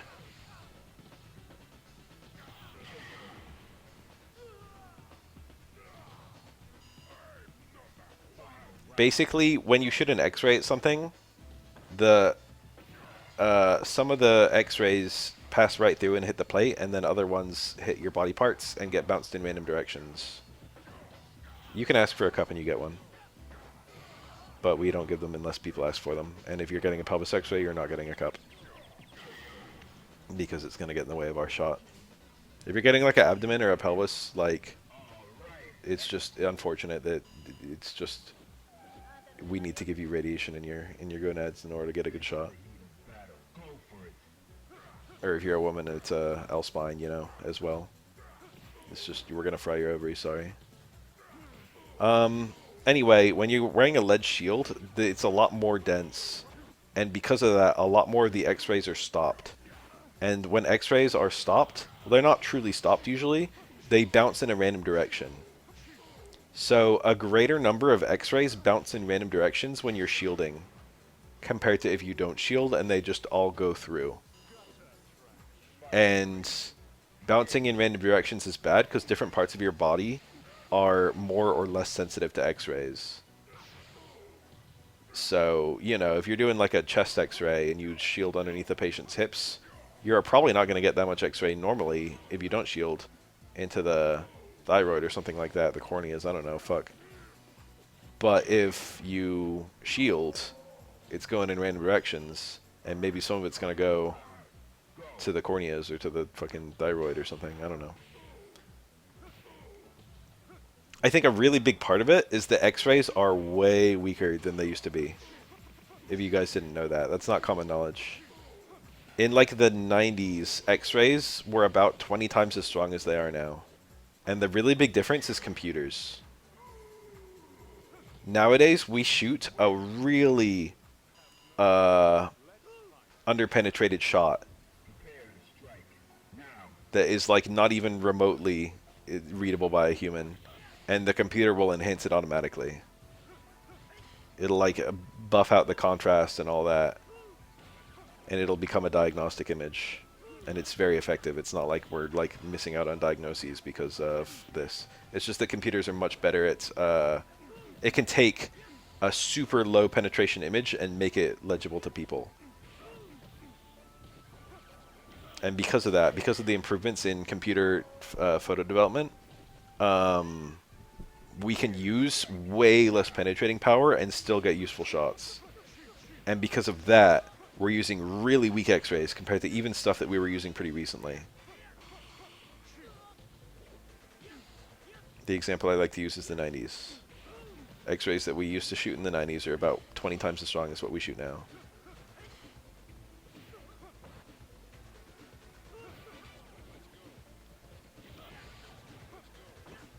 And that's one of the reasons we don't shield as often anymore, is because people are getting nowhere close to their yearly recommended limits of radiation. I had to learn a lot about radiation safety in order to do my job. That's like part of the schooling is radiation safety. There's like two main factors. One is the strength of the radiation that hits you, and the other is the time frame that you were exposed to that radiation. So the same amount of radiation spread out over like a month versus 1 minute, it's much safer to have the 1 month of radiation. It gives the body, I guess, time to heal or something like that.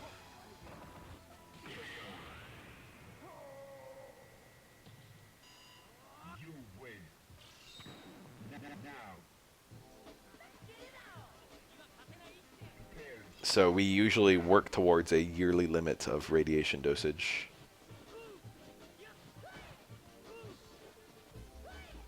As long as you're getting below that threshold per year, you're not probably doing any damage to your body. All radiation is harmful, even if it's very short and you, whatever. But the chances of having a meaningful effect are much lower. I mean, it's dangerous in the sense that, like, I have a very slightly elevated cancer risk compared to a member of the general population. But it's a lot less than you would think. It's, like, barely higher.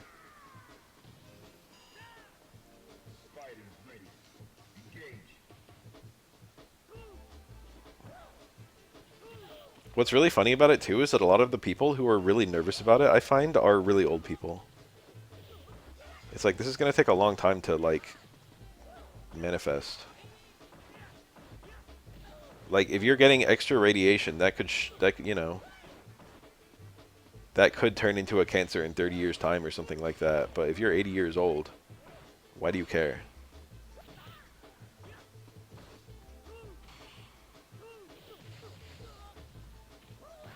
The younger you are, the more harmful radiation is for you.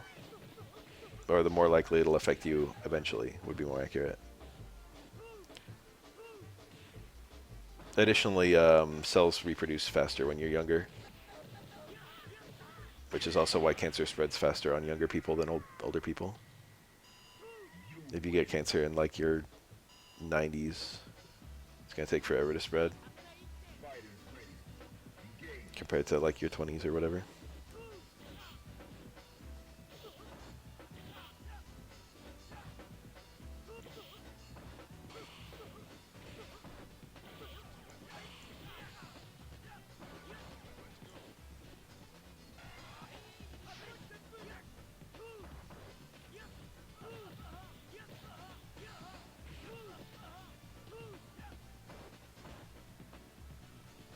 It's been fun to talk about hospital stuff. I feel like I've got to talk about a lot of interesting things this stream.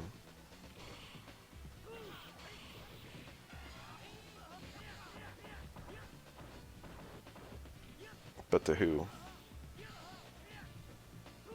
The 3 people here and the 1,000 people on YouTube later down the line? Do I really want to upload this with like interesting conversation as part of the title to get more people to click on it? Probably not. That's what I'm saying. It was very cool.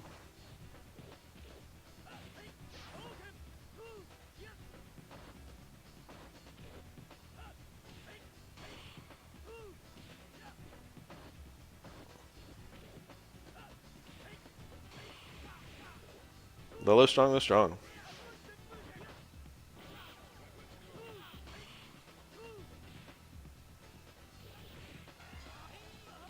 One of these days I'll hire an editor and have him just like edit all the stuff I say to condense it.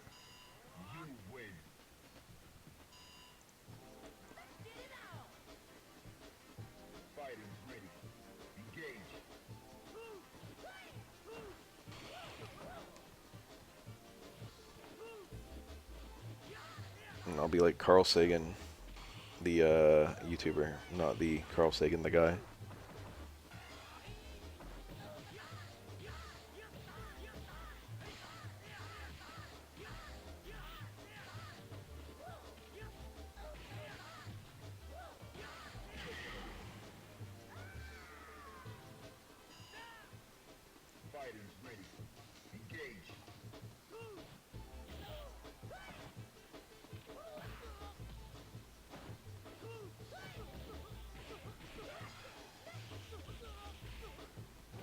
Oh, beautiful. A lot of people jump there, I find.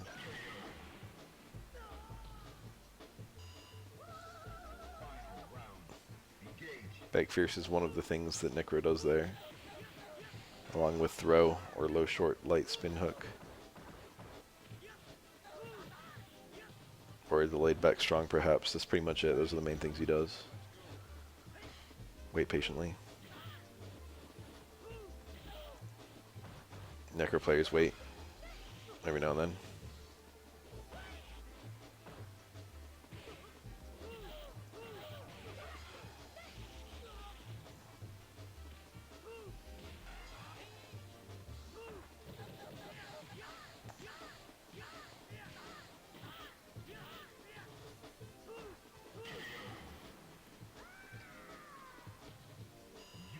Most people I interact with these days are also X-ray techs, so they know everything I know about X-ray. And we just talk about X-ray things.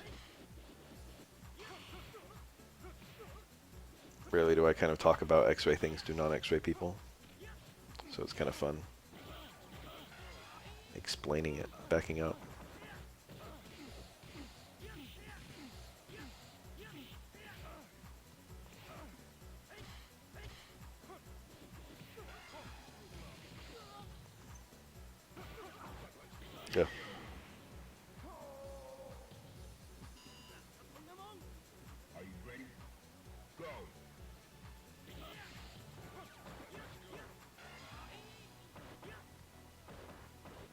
Look at the funny little frog. Look at him bounce. What is trending in X-ray talk circles? Ah. I feel like there probably is some stuff that's trending. I feel like I've got a good answer for that. There's stuff trending in my hospital that would be easy to bring up, but... Like one of them was the baby. The twin. Or the funny order. With the horizontal. It's been a while. We're 3 hours deep. I don't feel like watching another one. I think we'll call it there. Hottest X-ray models. I don't know. I think I'm gonna go lie down for a little bit. And then wake up and go on a jog or something.